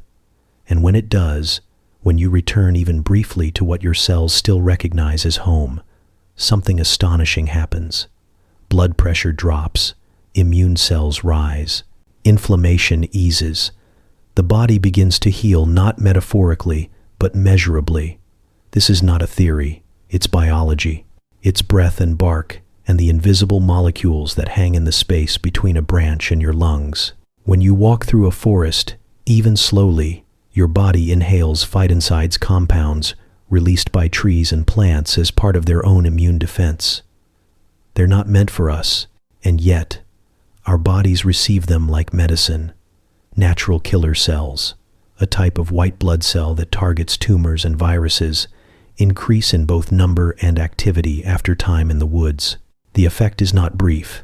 It can last for days. The practice is sometimes called forest bathing, not bathing in water, but in atmosphere. The light that filters through leaves, the scent of damp moss, the irregular crunch of soil underfoot. These sensations shift the nervous system. The parasympathetic branch, responsible for rest, digestion, and repair, takes the lead. The sympathetic branch, the one that tenses muscles and races the heart, recedes. There is no competition. The body simply remembers. Even 5 minutes outdoors can reduce cortisol, the hormone of stress. 20 minutes can improve working memory and attention span. Longer exposure can rebalance circadian rhythms and reset patterns of sleep. But it's not just what the body receives in nature, it's what it sheds. In cities, we adapt to noise, but it taxes us. The constant background hum of engines and alerts pushes the body into vigilance. It's subtle, but it adds up. In contrast, natural environments offer a kind of soft fascination, a term used by environmental psychologists to describe how attention flows effortlessly in response to natural beauty. You don't have to focus, you just have to notice. And in the noticing, tension drains away. Beneath your feet, something else is working. Soil is not dead. It's a universe of living organisms, fungi, bacteria, microscopic invertebrates. When your hands touch earth, or even when you breathe near fresh soil, you're encountering microbes that have co-evolved with humans for millennia. One of these, Mycobacterium vaccae, has been shown to influence serotonin pathways in the brain, lifting mood and potentially easing depression. Soil microbes can act like antidepressants, not because we believe in them, but because our bodies know them. Even light works differently in the forest. It doesn't arrive in harsh, unfiltered beams, but in gentle pulses through leaves dappled, moving, alive. This kind of light calms the visual system. It invites slow, blinking. It whispers to the pineal gland that the day is real and unfolding in rhythm, not dictated by a screen or clock, but by the turning of the earth and the tilt of the sun. And in that rhythm, we begin to breathe again. There's a reason so many healing retreats are held near water, or in woods, or among mountains. These places don't just look peaceful. They participate in your recovery. They provide sensory input that aligns with the body's natural frequencies, colors, smells, sounds, and textures that resonate instead of conflict. The wind in the trees doesn't just soothe, it synchronizes. It lulls the nervous system into a slower, more harmonic state. And this isn't only about forests. A park can do it. A tree outside your window. A small plant on your windowsill that tracks the light and reminds you daily that you are living in a shared ecosystem. Connection with nature doesn't have to be grand to be profound. A breath of fresh air. A barefoot moment in grass. A cloud watched with quiet attention. These are not luxuries. They are biological imperatives. Children know this instinctively. They crawl toward mud, press leaves to their faces, listen to the world through the textures of bark and feather and shell. And we, too, carry that instinct. It may be quiet under the noise, but it is there. That part of you that feels inexplicably better after standing in rain. That part that breathes easier by the sea. That part that aches not just for escape, but for return. Because healing is not always about what is broken. Sometimes it is about what has been missing. And sometimes what's been missing is the sky above you and the earth beneath you. The way trees stand without rushing. The way rivers move without asking permission. The way your own body responds softly, wisely, when you let the world hold you for a while. So if you can, let it. Let the light find your face. Let your shoulders drop in the shade of something ancient. Let the wind carry away what you no longer need. Let the earth speak in its quiet way, because nature does not heal you like a pill or a machine. It heals you by reminding you who you are. Silence is not the absence of sound. It is its own presence, deep and dense, like velvet in a darkened room. It doesn't rush to fill space the way noise does. It waits, it surrounds. And your body, when immersed in real silence, not just the lowering of volume, but the true stillness that comes when the world recedes, does not ignore it. It listens. Cells quiet, muscles soften. Your breath, without realizing it, begins to stretch and slow. Beneath the noise of daily life, beneath the machinery of thought and obligation, there is a rhythm the body has always known. Silence lets it surface. In modern life, true silence is rare. Even in moments that feel quiet, there is often a hum, the electrical undercurrent of cities, appliances, distant engines. The body learns to endure it, but not without cost. Low-level noise, especially when constant, activates the sympathetic nervous system. It raises cortisol, the stress hormone. It keeps the heart slightly elevated, the muscles slightly tense, the mind slightly on guard. Over time, this creates a background of unease, not enough to notice, but enough to wear you down. Silence, in contrast, shifts control to the parasympathetic system, the branch responsible for rest, digestion, and recovery.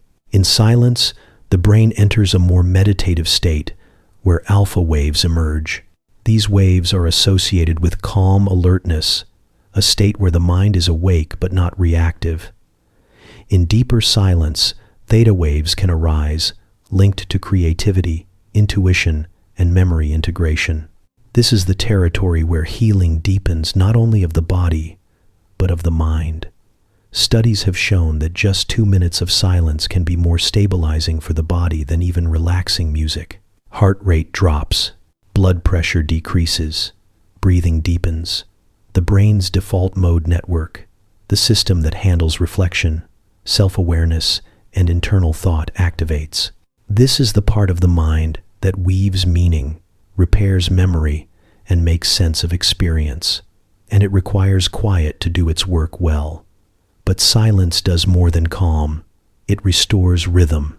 The body is rhythmic by nature: heartbeat, breath, digestion, and sleep cycles. These rhythms sync with the world when there is space for them to emerge. In silence, you can feel your own pulse again. You can hear the tiny sounds of your own existence, the soft echo of a breath, the creak of bone, the gentle shuffle of blood. These aren't distractions.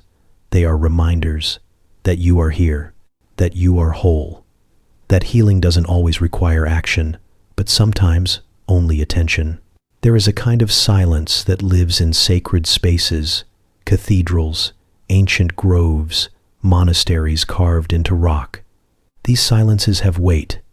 People enter them instinctively with reverence, not because they were told to, but because the body recognizes the shift. In places like these, the nervous system bows its head.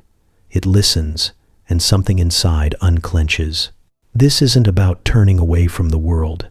It's about tuning the world differently. Silence, when chosen, becomes a tool, a sanctuary, a treatment. It can be held like a bowl around you at dawn when the world is still stretching, at night when everything exhales. You don't have to chase it to the mountains. Sometimes, silence can be found in a parked car, a deep breath before speaking, the moment between exhale and inhale when the world seems to hover. Even small silences, if respected, can be profound. And in silence, things rise that cannot in noise, insights, emotions, memories, long buried under the chatter of survival. This can be uncomfortable, but it's also necessary. Healing is not the erasure of discomfort, it is the integration of it. Silence offers a stage for this integration, a wide, quiet place where the body can speak and be heard without interruption. It also allows you to hear what's not working. The tension in your jaw that you ignore until the room is still. The fatigue in your bones that only whispers when everything else is silent. The thoughts that loop too loudly when distraction falls away. These aren't signs of something wrong. They're signals of something real. Something asking for attention, not avoidance. Silence gives them room to be acknowledged, and in being acknowledged, to begin softening. Your ears, too, adjust in quiet. They become more sensitive, not just to sound, but to nuance. You begin to hear layers, the texture of stillness, the subtle rhythm of your own body. And in this sensitivity, the whole system recalibrates.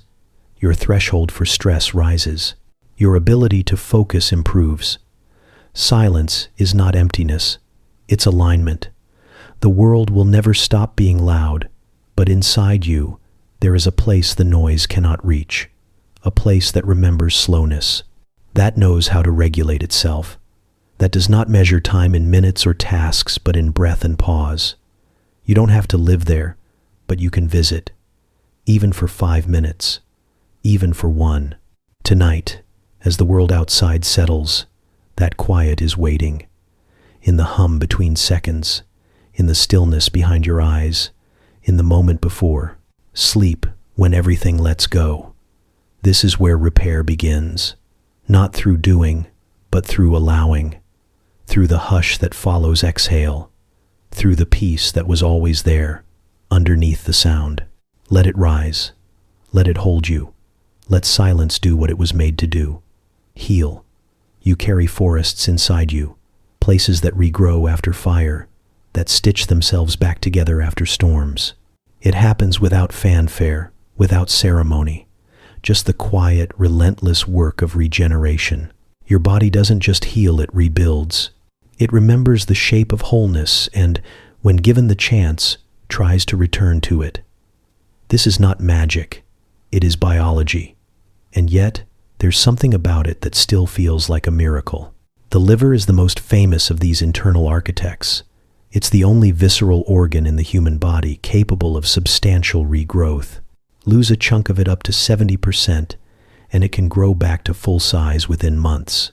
Not by replacing part with scar, but by duplicating cells, recreating tissue, restoring function. The new liver isn't a copy, it's a continuation, a reminder that your body holds blueprints of itself and knows how to follow them when the time comes. But the liver isn't alone in this silent restoration. Skin renews itself constantly, shedding and recreating the top layer every few weeks. Fingertips, if the damage is shallow enough, can regenerate skin, nerves, and even prints. Bones rebuild. The gut lining turns over faster than nearly any other tissue in the body, regenerating every few days to keep the digestive system protected and functional. Even muscle, when torn through strain or trauma, doesn't just scar, it strengthens, adapting to the injury with more resilience than before. This regenerative ability isn't just reactive, it's ongoing. Your red blood cells live for about 4 months. Your taste buds replace themselves every week or 2. Your nails grow millimeter by millimeter, tracing time and health like silent journals. You are, in many ways, a moving mosaic of rebirth. At any moment, billions of cells in your body are dying and being replaced, as if you are both the flame and the fuel, continuously consuming and remaking yourself. The nervous system was once thought exempt from this renewal. For years, it was believed that brain cells, once lost, were gone forever. But we now know that parts of the brain, particularly the hippocampus, a region tied to memory and emotion, can generate new neurons, even in adulthood. This discovery rewrote the rules of brain science and opened a door to something long considered impossible: cognitive healing. Your brain, though delicate, is not static. It can rewire, reforge, and regenerate. In the lab, scientists are now learning to speak the body's regenerative language more fluently. Using stem cells, they are coaxing tissues to rebuild themselves. Organoids, tiny, simplified versions of organs, are being grown from human cells to study disease and develop treatments. In some cases, organs on chips are mimicking the structure and behavior of lungs, hearts, and kidneys, not as full replacements, but as guides, as test beds for understanding how to trigger the body's own mechanisms for growth and renewal. Even limbs, once considered far beyond the realm of regeneration, are no longer entirely out of reach. In animals like salamanders and starfish, regeneration is routine.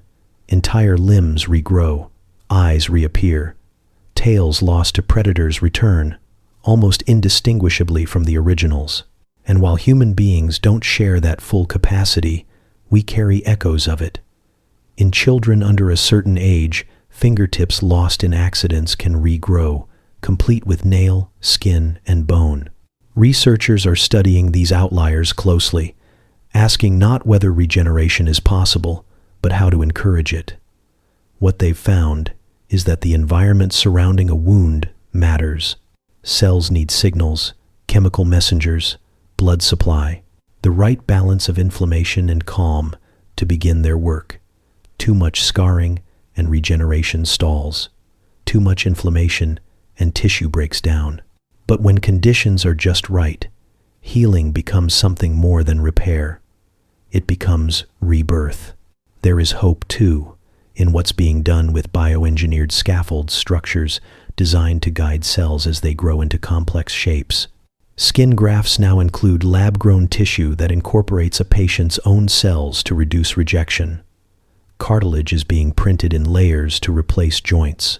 Even hearts, once a symbol of finality, are being 3D printed with soft, pulsing cells, not yet ready to beat on their own, but inching closer. The body doesn't wait for science to catch up. It regenerates constantly. But as we begin to understand its language, we're learning how to amplify that whisper into something louder, something that could mean faster healing after surgeries, new options for organ failure, even the potential to recover from injuries once considered permanent. Still, regeneration is not just about tissue, it's a philosophy. It's the idea that we are never entirely broken, only in stages of becoming. That underneath the scars and silences, the body is still trying, still listening, still growing. That even after damage, there is direction. That healing is not a return to what was, but a move toward what could be. Tonight, as you rest, your body is building. Microscopic workers are moving through you, assessing damage, laying down scaffolding, turning over cells, and writing new instructions into your bones, your blood, your skin. You may feel still, but you are anything but static. You are the forest after fire, the river after ice, the fingertip that finds its shape again. You are not a finished thing. You are a living draft, a breathing reconstruction. And every breath you take is an act of regeneration. Beneath your skin, older than memory, deeper than thought, lives a blueprint written not by you, but by time. Long before language, long before fire or tools or shelter, there was this body, adapting, mutating, refining itself across millions of years. Your ability to heal is not an invention, it is an inheritance, passed down through eons, etched into DNA by creatures that crawled, swam, and slithered before the world had continents. Your blood remembers them. Your bones carry their secrets. You are not only human, you are ancient. Sharks, often cast as relics of a brutal ocean, are among the most remarkable healers in the animal kingdom. Their wounds rarely become infected, even when torn open in hostile waters. Their skin, covered in microscopic scales called dermal denticles, resists bacterial colonization. But it's not just armor, it's insight.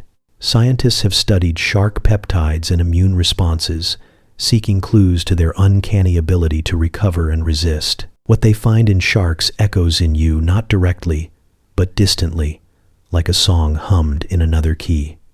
The genes that guide wound repair, tissue regeneration, and immune memory all descend from shared ancestors.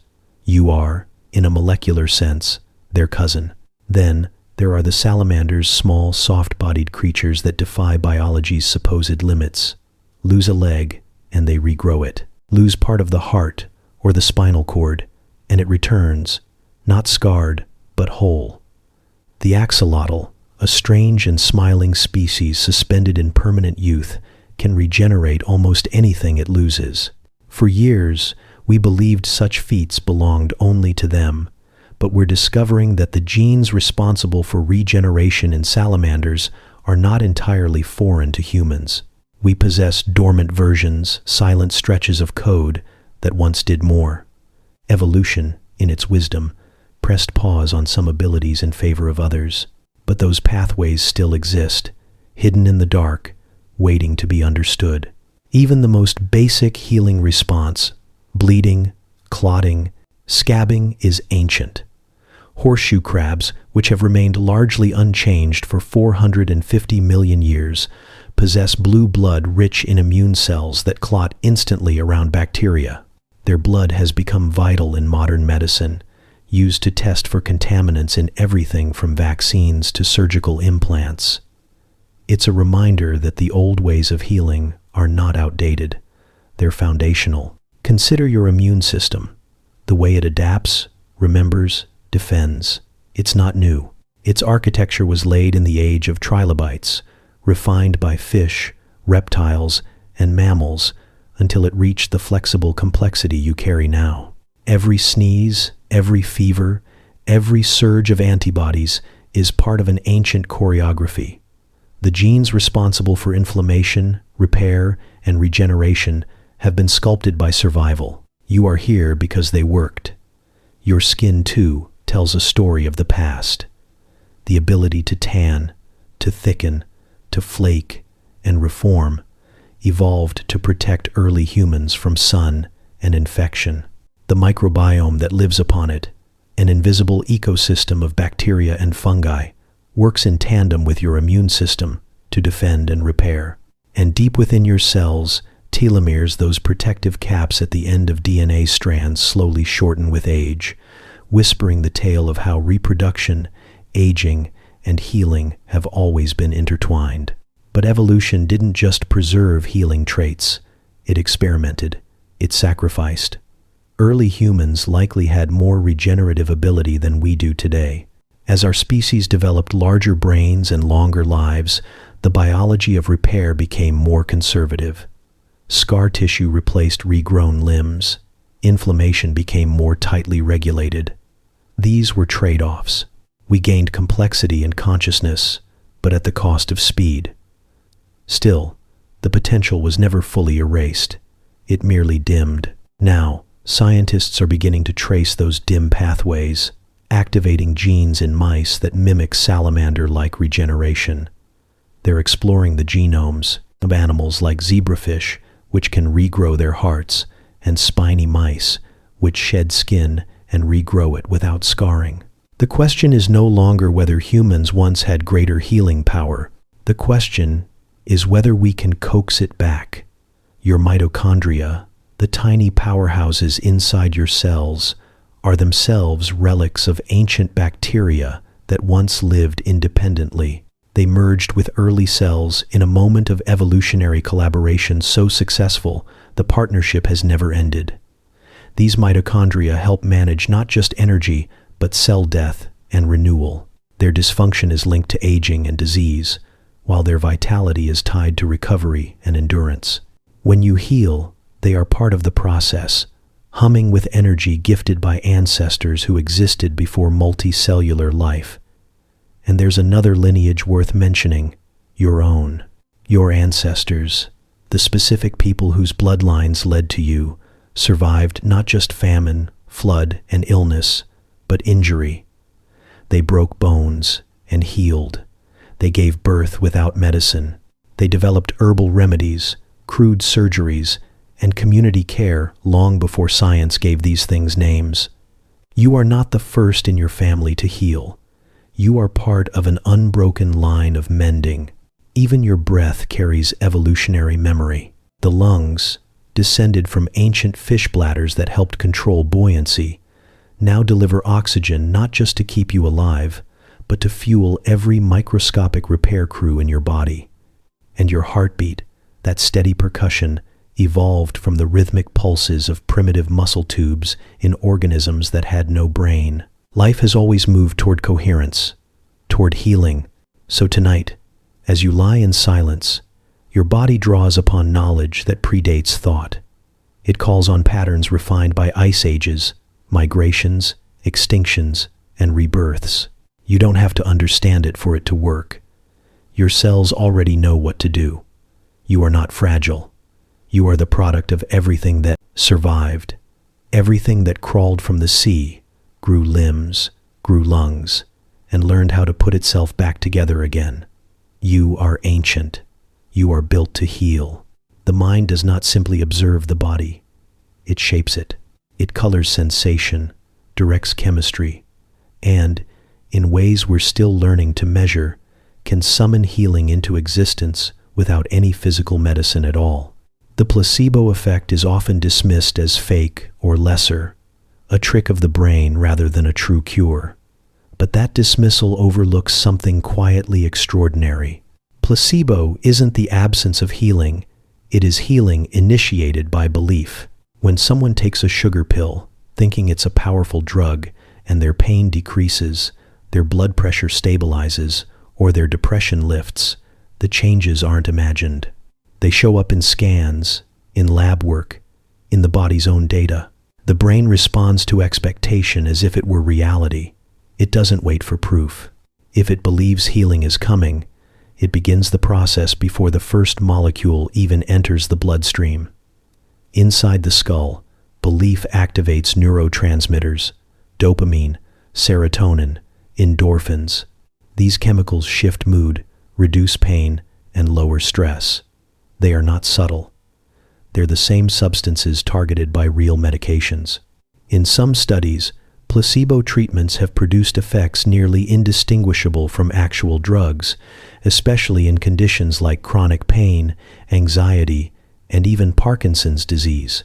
Not because the illness is imagined, but because the mind's belief becomes a chemical instruction, a kind of internal prescription, written not by a pharmacist, but by hope. Even surgeries, when simulated, have produced placebo responses. In certain trials, patients who underwent sham procedures, incisions made, but no internal work done, reported the same levels of improvement as those who had real operations. Their bodies responded to the ritual, the environment, the white coat and lights, and expectations. The context was convincing enough to trigger actual recovery. Belief, in these cases, was not abstract. It was embodied. What's more astonishing is that placebo doesn't always require deception. In recent years, researchers have given patients open-label placebos pills labeled clearly as inactive, with full disclosure that they contain no drug. And still, people got better. Knowing it was a placebo didn't always cancel its power. Why? Because it wasn't just about the pill. It was about participation, ritual, the sense that something was being done, that healing was being invited. Sometimes, that's enough to nudge the body toward repair. Placebo speaks a language older than science. It taps into systems built to interpret the world for survival pattern recognition, anticipation, the connection between emotion and immune response. If you expect safety, your body lowers its guard. If you expect help, it begins mobilizing. The immune system is not isolated from the brain. It listens, and belief is one of its cues. Pain is particularly responsive to placebo. This is because pain is not simply a signal from the body.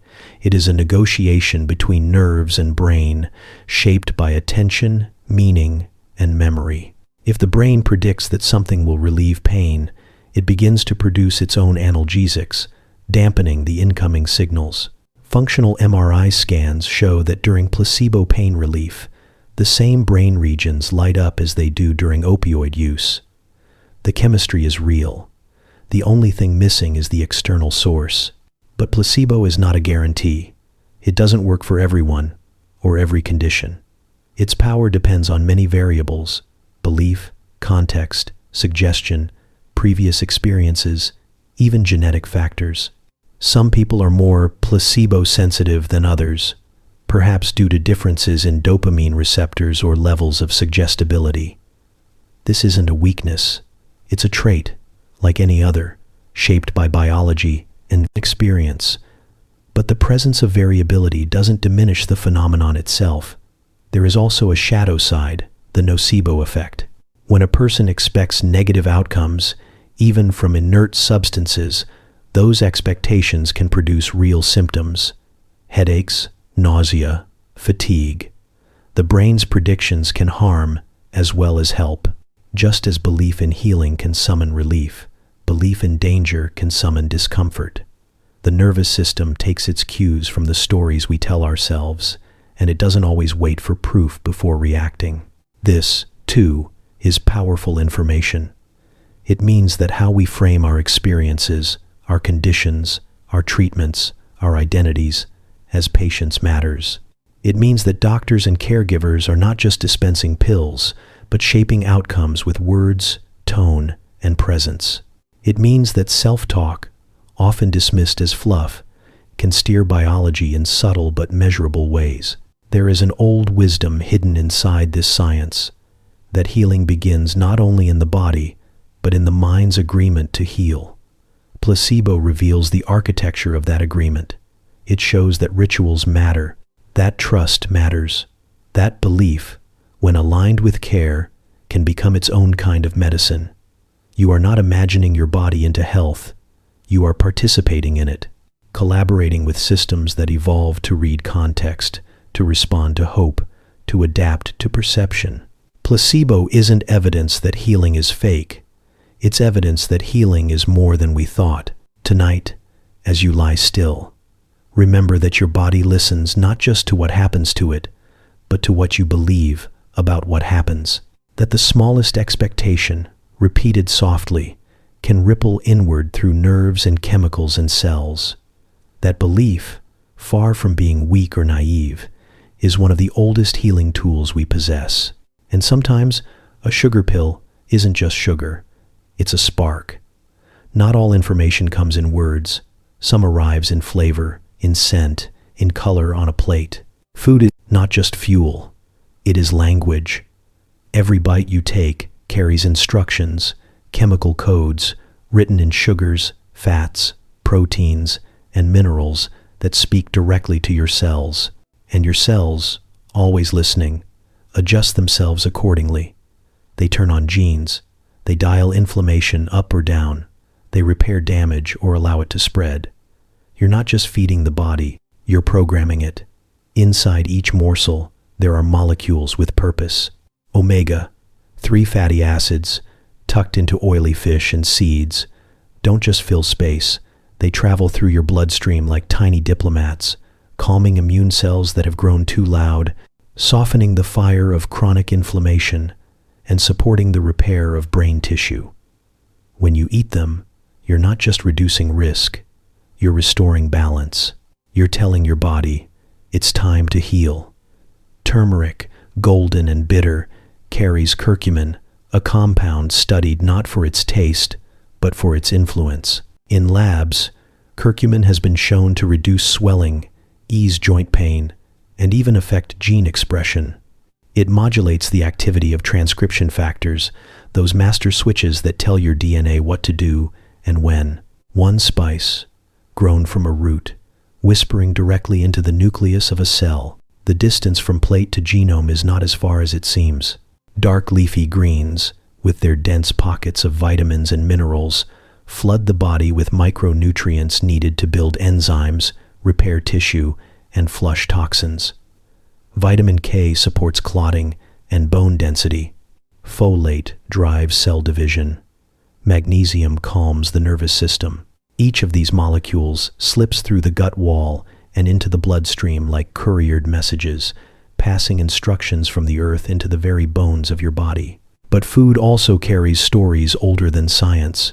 Fermented vegetables, kimchi, sauerkraut, miso are rich in probiotics, those helpful bacteria that populate your gut like a living city.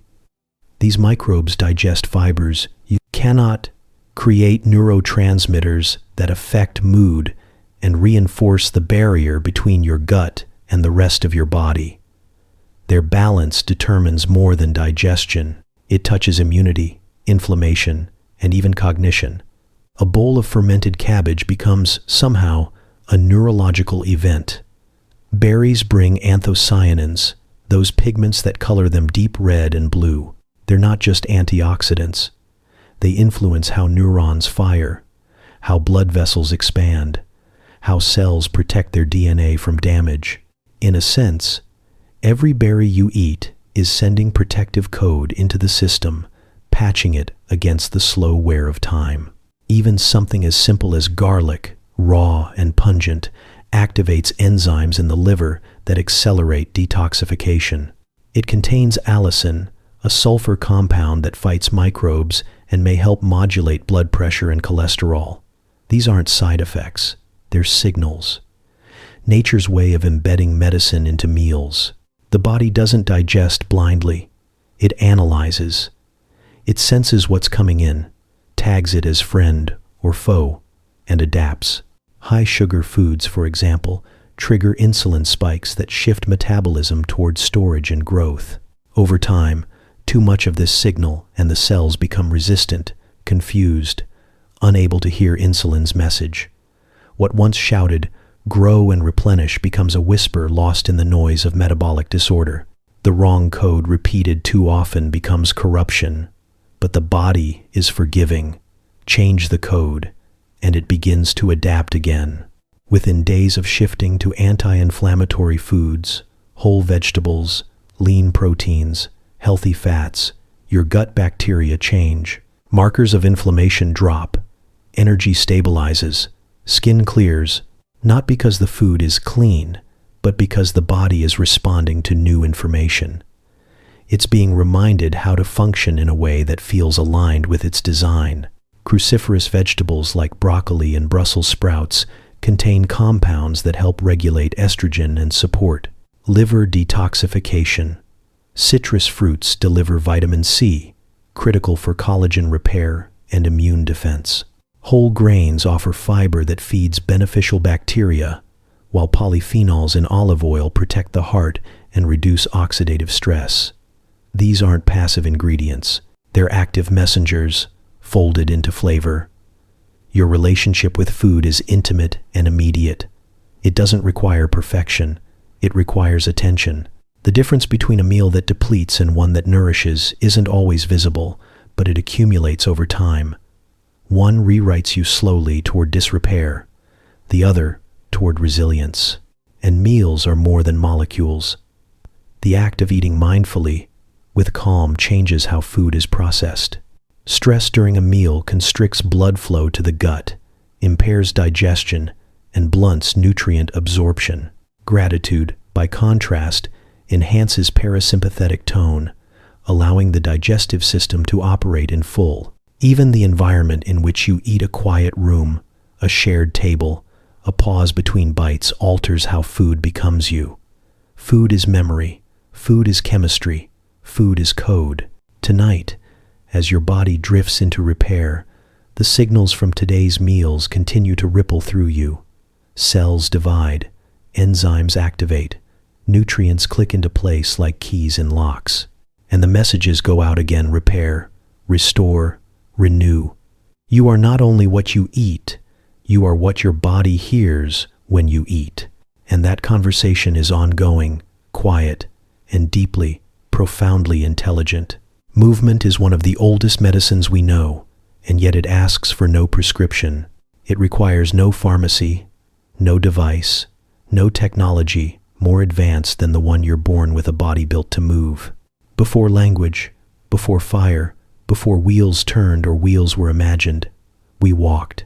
We reached and bent and ran and climbed and lifted. And in doing so, we signaled to our bodies that we were alive, that we needed our joints, our muscles, our balance, that healing, if needed, would be worth the investment. Every time you move, whether it's a careful stretch in the morning or a spontaneous burst of dancing in the kitchen, you are sending signals to your cells. Tendons flex, blood flows faster, oxygen rides out to the edges, muscle fibers awaken, not just to support you in motion, but to begin repair, to stay strong, to avoid wasting. The lymphatic system, which has no pump of its own, uses your movement to flush waste, circulate immune cells, and bathe tissues in the liquid of renewal. Without motion, this river slows. But when you walk, even gently, you turn the tides back on. Joints that seem stiff or worn, remember what it feels like to glide. Synovial fluid is produced with motion, like oil between gears. It's not simply a cushion, it's information. Cartilage receives nutrients not through blood but through compression and release, like a sponge absorbing water when squeezed and let go. Without movement, joints starve. With movement, they feed and recover, slowly but surely, one step at a time. The heart, too, thrives in rhythm. Regular movement strengthens its muscle fibers, increases stroke volume, improves oxygen delivery. But more than that, it syncs with the breath, the brain, and even emotion. A brisk walk can calm a panic. A few minutes of stretching can lower blood pressure. This is not placebo. This is biology in conversation with rhythm. The muscles you use are not merely for force or form. They are secretory organs capable of producing myokines, messenger proteins released during movement that reduce inflammation, enhance insulin sensitivity, and even promote neurogenesis. That's right, when you move your body, your brain responds. New neurons form, old ones connect in new ways. The hippocampus, which stores memory and emotion, especially loves when you move. It grows, it sharpens, it heals. Movement also recalibrates the nervous system. In stillness, anxiety can fester, but when you walk, or sway, or run, your brain interprets it as progress, as escape, as motion toward resolution. This is why children rocked in arms settle, why soldiers march to steady fear, why pacing often soothes a restless mind. Your brain is listening to your feet, and when your feet say we're going somewhere, the brain begins to loosen its grip on fear. And dance is movement touched by music. It lifts not just the limbs, but the spirit. It synchronizes body and sound, which in turn synchronizes people. Group dance has been shown to reduce pain thresholds, boost endorphins, and create a sense of social bonding that nourishes immune resilience. The rhythm of dance is not frivolous. It is evolutionary. It tells the body, you are not alone. You are part of something. You are safe enough to feel joy. But healing movement isn't always grand. It can be small. A stretch before bed, fingers opening and closing, a rotation of the neck, the spine, the ankles. These micro movements remind tissues they're still needed. They signal to nerves, this part of me is not forgotten. And the body, ever attentive, responds by sending circulation, by rewiring sensation, by maintaining the pathways that connect thought to action. Pain, often feared as a signal to stop, is sometimes a whisper asking for gentle use, not strain, not overload, but motion within the boundaries of comfort that reminds the body what it's capable of. Physical therapy is built on this principle, not just to restore function, but to re-educate the nervous system, to say, this part of you still works. It remembers. Even the immune system dances to the beat of movement. With each contraction, white blood cells increase circulation. Natural killer cells, the body's frontline defense against invaders, become more active. Inflammation decreases. The body becomes a more efficient place to heal, more responsive, more adaptive, all from a walk, a stretch, a rise from the chair, and movement affects sleep. When you move during the day, your body sleeps more deeply at night. It releases more growth hormone, repairs tissue faster, consolidates memory more efficiently. Daytime activity primes nighttime restoration. They are two halves of the same equation. We often think of movement as effort, but it is also release, a way of letting the body exhale, of draining the static that accumulates in stillness. The hips hold tension, the shoulders guard the heart, the jaw clenches with every swallowed word. But motion, thoughtful, patient motion begins to loosen these clenched places, to restore flow where there was holding. You don't have to be an athlete. You don't need a routine. Your body understands movement intuitively. It only asks that you offer it, that you return, even briefly, to the simple act of shifting weight from one foot to the other, of lifting the arms, of rolling the spine, of swaying to music no one else hears. Because every time you move, something inside you heals. Blood stirs, cells activate, tissues remember. And your body, always listening, always adapting, begins again. Some wounds don't bleed. They don't bruise, don't swell, don't show up on scans or under microscopes, but they hurt. They reshape posture, tighten breath, alter sleep. Grief, trauma, heartbreak, these are not just states of mind. They live in the tissues, settle in the nervous system, and echo in the rhythms of the body long after the moment has passed. They change the way you carry yourself, the way you respond to touch, the way your heart beats when someone enters a room. Your body remembers what your mind cannot always hold. Trauma, especially, is not only a story about what happened, it's a residue of what didn't, what couldn't be completed. The shout that was swallowed, the run that never happened, the breath that never came fully in. These fragments of self-preservation linger. The sympathetic nervous system, designed to prime you for danger, gets stuck in a loop. Muscles stay tensed. Cortisol stays high. Even years later, your body can flinch at a sound that vaguely resembles something you didn't survive.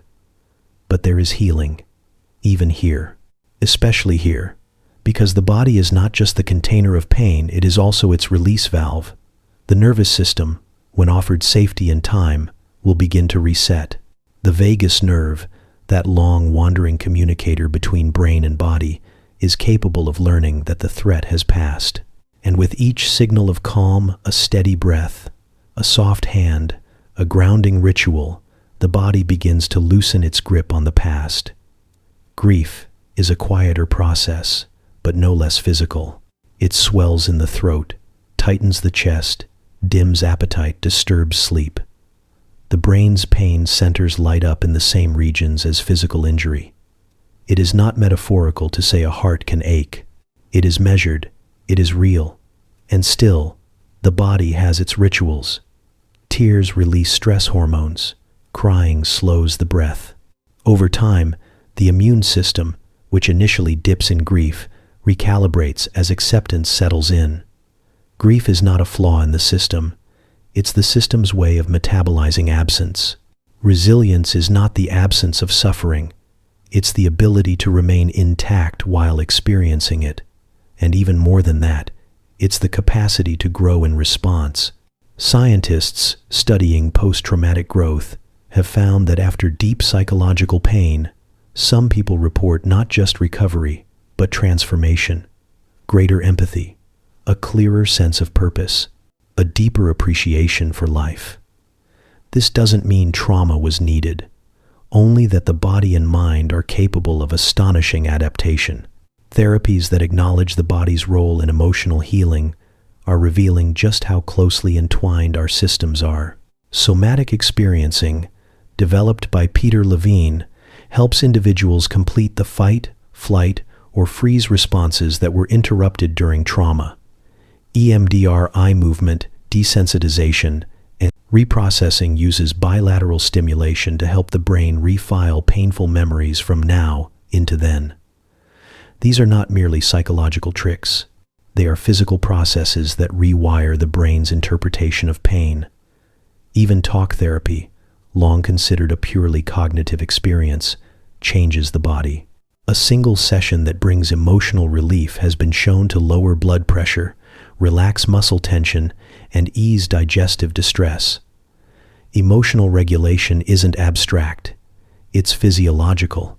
When you feel safe to express, to be seen, to be believed, your parasympathetic nervous system activates, your pulse slows, your breath deepens, your immune response steadies. These are not side effects. These are the body saying, I know how to heal, now that I know we're safe. And healing doesn't always come from therapy or insight.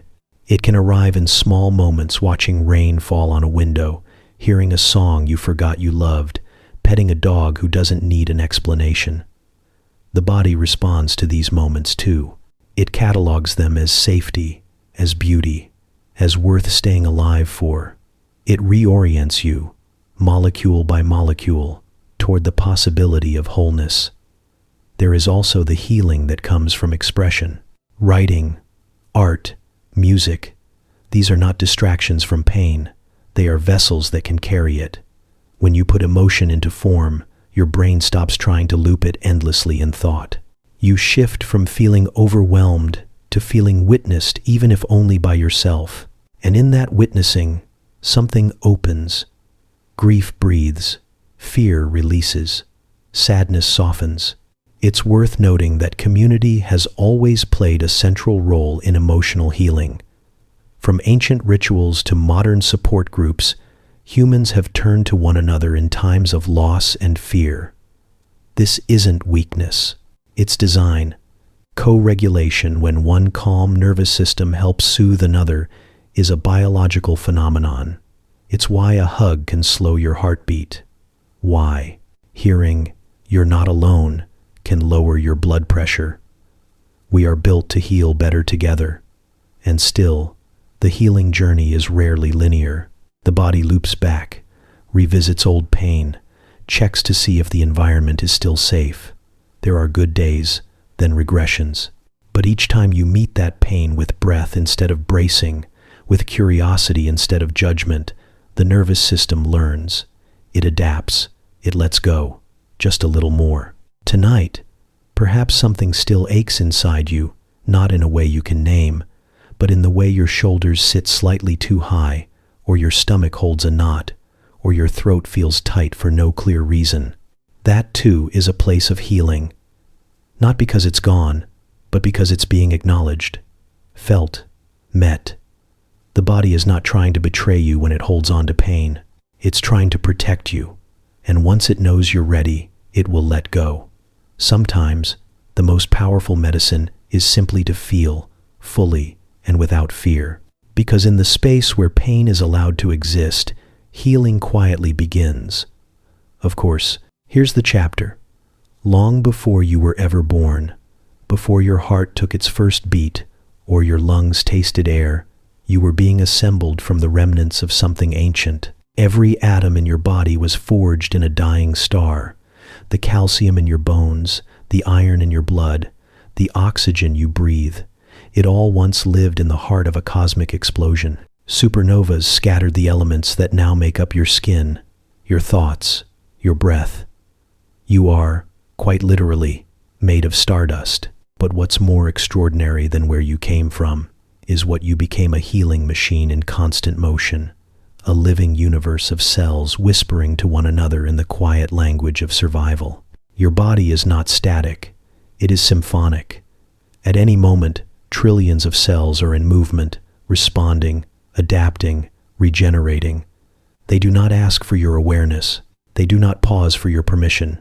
Skin replaces itself every few weeks. The lining of your stomach renews faster than you can write a letter. Your bones, solid and silent, dissolve and reform on microscopic scaffolding, growing stronger where pressure is placed and reshaping with your life. This isn't metaphor. This is architecture that listens. Underneath your ribs, your liver, an organ the size of a football, works with tireless precision, filtering blood, producing biochemicals, storing nutrients, and even regenerating lost tissue. It can regrow itself from as little as 25% of its original mass, a feat that echoes the regenerative abilities of salamanders, not just survival, but rebirth. Your lungs, delicately branching like trees, open and close over 20,000 times a day, bathing every organ in the oxygen that fuels it all. And even within your cells, tiny power stations called mitochondria pulse with the legacy of ancient bacteria inherited across generations, still converting food into usable energy like alchemists working in miniature. The gut, with its winding tunnels and trillions of bacterial allies, acts as both second brain and unseen pharmacy. It breaks down food into chemical instructions, synthesizes neurotransmitters, teaches your immune system what to tolerate and what to fight. Its microbiome, a rainforest of microbes, changes with your mood, your meals, even your memories. These organisms speak with your nervous system in electrochemical pulses, shaping your mental clarity, emotional resilience, and immune strength, all from the hidden corridors of your core. But no part of you heals in isolation. The body is a symphony, and its sections play together. A wound on your finger sends signals across the bloodstream, calling platelets and growth factors, summoning scaffolds of collagen and waves of stem cells that rebuild skin like masons repairing a cathedral. A cut doesn't just close, it learns. Scar tissue lays down protective memory. The next time you are injured, your body reacts faster, stronger, wiser. And then there is the brain, a galaxy unto itself, rewiring with every new thought. Neurons stretch and branch and form new pathways in response to experience. Even in age, even after trauma, the brain adapts, learns, to repairs. You have the ability to reframe memory, to grow empathy, to soothe yourself with nothing but breath. Neuroplasticity is not simply adaptation, it is transformation, and it lives within every story you choose to retell. But perhaps what's most miraculous is not just how the body heals, but that it does so in silence. You don't have to instruct your cells to clot, or your bones to mend, or your mind to soften around grief. It happens while you dream, while you eat, while you pause between sentences. Healing is not a task, it's a birthright, an inheritance from billions of years of survival, encoded deep in your biology. The molecules that make you are in constant conversation. Proteins fold into complex tools. Enzymes shuttle reactions with precision faster than any machine. Hormones drift like notes on the wind, guiding hunger, rest, repair. Your body is not a singular thing. It is a field of processes. And still, somehow, it feels like one you. One consciousness, floating in a skin of stars, navigating joy and loss and everything in between. When you cry, healing compounds flood the tears. When you laugh, your pain threshold rises. When you rest, the brain flushes waste from its tissues in slow, tidal waves. When you touch another person with care, oxytocin surges, pain decreases, inflammation calms. You are made not just to repair, but to connect. Healing isn't only internal, it extends outward, through relationships, kindness, and presence. And all of this, the cellular repair, the chemical symphonies, the regenerative feats unfolds within a structure suspended between mystery and math. Scientists can map the circuits, they can name the pathways, but they cannot fully explain how. All of it adds up to a feeling, a sense of being, the awareness that you are alive and healing even now. Because healing, as much as it is biology, is also a kind of magic.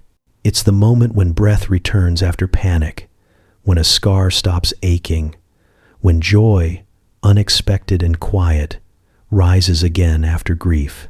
It's the body doing what it was always meant to do, not to stay unchanged, but to mend, to grow, to transform. So tonight, as you listen, your body listens too. Not just with ears, but with sensors in your skin, with the tilt of your breath, with the calm of your heart. And in the silence between each sentence, somewhere within your cells, something shifts. A repair begins. A message is received. You are not broken. You are becoming.